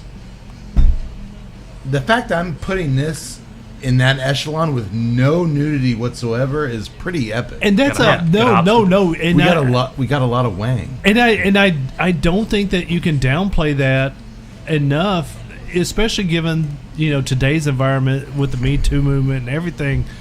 No boobs, no nudity in this at all. Well, it was all wang. It was all wang. And I loved this movie. It was so freaking fun. I loved all that wang. I loved all that wang. I couldn't get enough of the wang. I was flipping it up. But just because you don't have the nudity other than the severed cock, those two are both really cute, really spunky. They both give great performances, and they're both they are in a different character trope in a way. Even though Becky indicates that she wants to get with Sean, she still is even if you go back to the 80s, she's supposed to be the queen of the movie. She's supposed to be the super hottie, that the likable nerd. He's not the Ronnie McDonald Miller guy, Sean. He's a little bit cooler than that. He's been to Germany. He's not the total dork. They like him. Yeah. She's kind of the unattainable kind of real chick, whereas Sarah's maybe a tiny bit sluttier. Yeah. But she blew a guy twice when he sharded. She knows he gives beaches when he sharts. But they're both. Sorry, Tut. But I think credit to both of the actors. You mentioned her name is Geraldine Viswanathan, something like that. Sarah's name is Sadie Calvano. Both of them, I just said, really spunky, really cute chicks. And I started thinking about it. I was like, man, which one?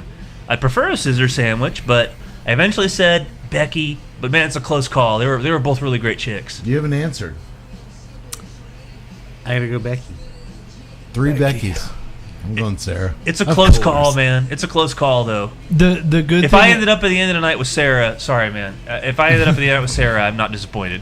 Of course not. The fun thing about it is that both of these actresses are so damn good in their delivery of their performance that.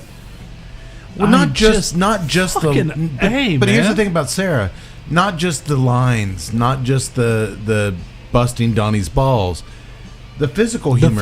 When she goes off that cliff, awesome. Her facial expressions, the being blown back by the the explosion, like she sold everything she was asked to do. Yeah.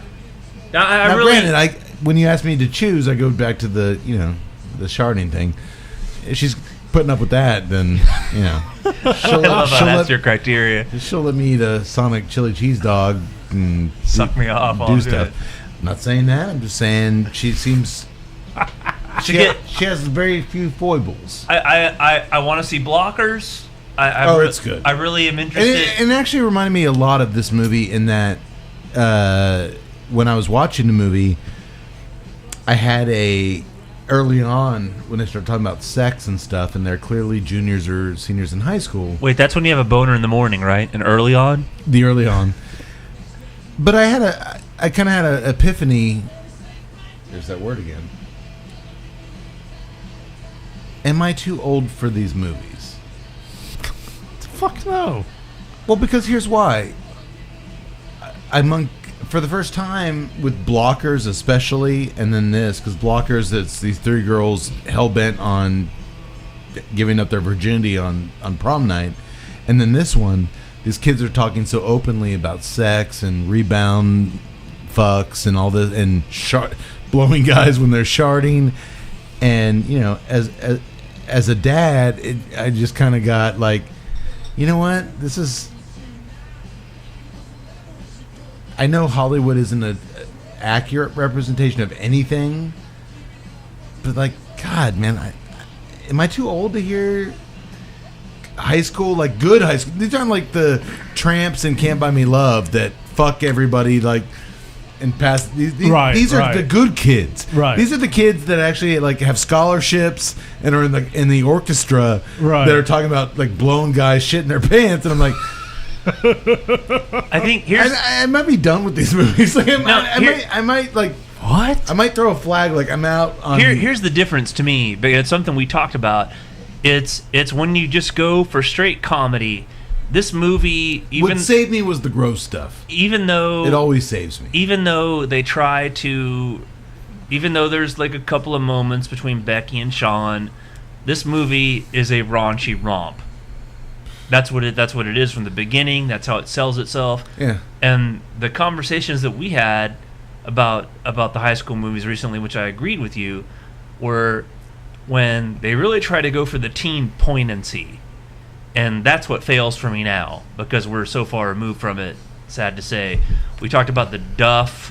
Where they tried to... And that is the one movie where you had said to me... Because I liked Easy A with Emma Stone, but that's about almost 10 years ago now. Yeah. And in that tried to be more comedic, whereas the Duff, they tried to have some poignancy, and I saw another one where they really tried to have the serious moments.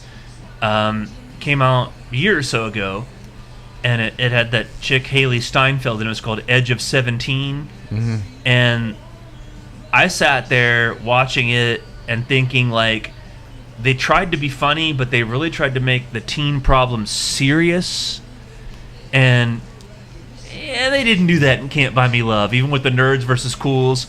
But the whole thing, the Edge of 17, is like, I related more, even though I'm not as old as those people, I related more to her teacher, Woody Harrelson, and her mother, Kira Sedgwick, as the adults in that movie. Like, I thought, your problems are funny to me. They make no sense.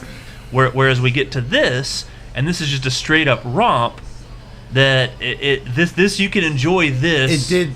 It takes the teen factor out of it. It's just a romp. It did, and honestly, early on when they were driving out there and talking about sharding and blowjobs and all that, I'm like,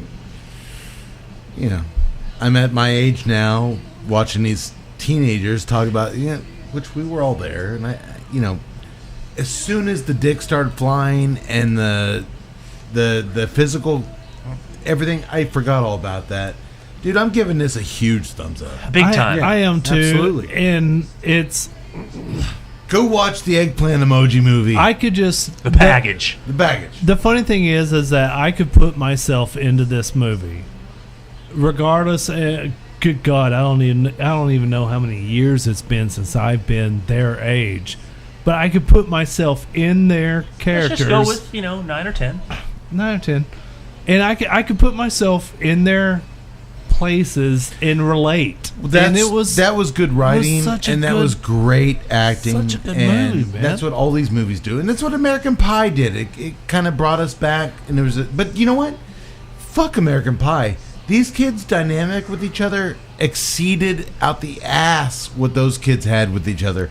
Dude, this is the best American hardcore raunchy comedy without any nudity since Porky's. It's done. Oh, yeah. It's done right, and I want to see, especially the young ladies. I want to see what these people do next. You've earned to buy. And I wouldn't be surprised if Sean and Donnie do some really big things going forward. I mean, I know Spider-Man has a Peter... I can see them all. I know can see them Spider-Man all, has a man. Peter Parker, but I could see Sean as Peter Parker. Yeah, like, he's that good. He is. He's that awkward, but still that kind of restrained. He gets acting, and he gets the camera. And I could see the chicks playing Becky and Sarah turn into pretty sex pot actresses. Scissoring each other. No, that was my thing where we need to wrap things up. Okay. That's my sign where we... Yeah, right. Let's scissor it up. Let's scissor it up. Let's scissor it up, boys. Let's scissor it up. Wrap things up. Hey, I said we're going to do a newer movie. And we did. Tut said, I'm sick of doing this. I made you all happy. Yeah, oddly enough, you did. And you just did another teen thing. Like Judd Nelson at Breakfast Club, walking out, punching the air. I did it. Don't you forget about Kate. Tut, once again, give those links. All right, so if you're on Twitter at TNCCcast, if you're on Instagram, TNCC_podcast, join us on Facebook, Tuesday Night Cigar Club. Subscribe to us at YouTube, Tuesday Night Cigar Club. Also, like I said, if you're going to do some shopping on Amazon, go to the TuesdayNightCigarClub.com. Scroll down, click on the Amazon link. That helps us pay some bills. If you're going to buy some cigars, go to Famous Smoke Shop. Hit the promo code TNCC20. If you spend $100 or more, you get $20 off. That's almost a 20% discount. Boom! That is a pretty freaking big discount. TNCC20 when you check out from FamousSmoke.com. It is. Oh, and by the way, if you're in the mood for a humidor, check out our Daniel Marshall link because he's got a cash for clunkers deals. And he also you are not going to beat these fucking humidors. Dude, he's got a new deal. Cigars for clunkers. Have you heard that? Mm-mm. Cigars for plumpers. You send him some. Already talked you about send it. him some old ass cigars you don't like. He gives you a coupon to buy some Daniel Marshall cigars. Oh hell! He's taking up a notch. Because we've reviewed the red, we've reviewed the black. I mean, come on, Dude, if you're unhappy with some cigars that this is shit. I'm trying to think. Have we done? No, we haven't done any real shitty ones in a while. But, dude, he'll give you a coupon. You get some great Daniel Marshall cigars. Yeah, hit it up. The point that I take away from all this is go to the TuesdayNightCigarClub.com webpage. It has it all. It's got it all there. there, man. It's got it all on there. For baby. another Netflix movie you can watch for free on Netflix, check out Pump Up Myself, the latest review, What Still Remains. What still remains? I'd say it's in a different vein, but we've already made enough penis jokes tonight. And actually, I read your review. Go to our website, hit the What Still Remains review that the doctor Kate wrote and up. I got some ideas about some other stuff coming. I'm going to get back to work. And I watched the movie. It movie. wasn't even on my radar. I totally missed it, and I watched it last night. Well done, Doc. Thank you. For the latest movie reviews, cigar podcast, and possibly cigar news moving forward, go to TuesdayNightCigarClub.com. .com. Boys, it's been a pleasure. Awesome. Always is. We did what we did best, what we do best. We talk about everything. And, man, under 3 hours we blazed through 2 Neanderthals. I think the general consensus is Skip makes good cigars. He does. It does. Agreed. He may not like our top 10 list, but damn it, you might be on it, and you'll just have to live with it. But no, he makes good cigars, and we all enjoyed them. The beer, God, Hop Stoopid was stupid awesome. I love this. Stupidly good. Lagunitas I'm is feeling pretty a little good, hop man. stupid myself right now. I'm feeling a little Hop Stoopid myself right now. Well, I've had, 4 more than you guys, so Yeah, maybe it one or two. happens. But it's fun. So we're gonna get back together here in 2 weeks. Got to do shows. We're a podcast. That means we have to actually make podcasts. So we'll be back here in 2 weeks. Thank you, boys, for joining me. I guess the only thing I have to add to this is may the wings of liberty never lose a feather. Sayonara, motherfuckers.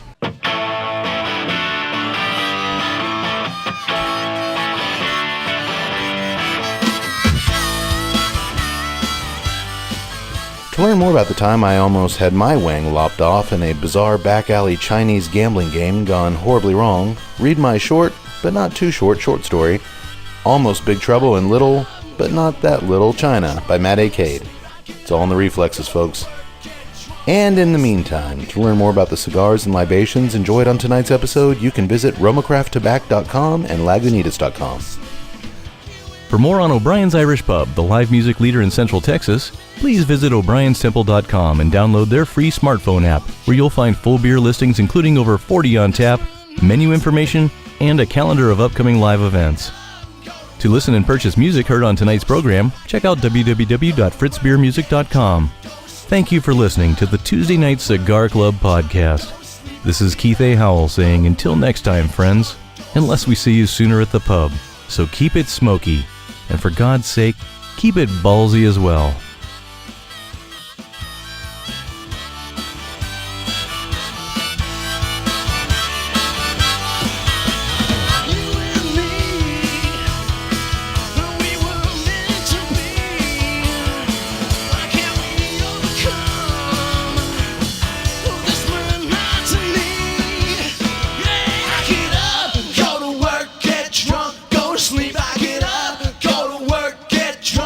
Sleep,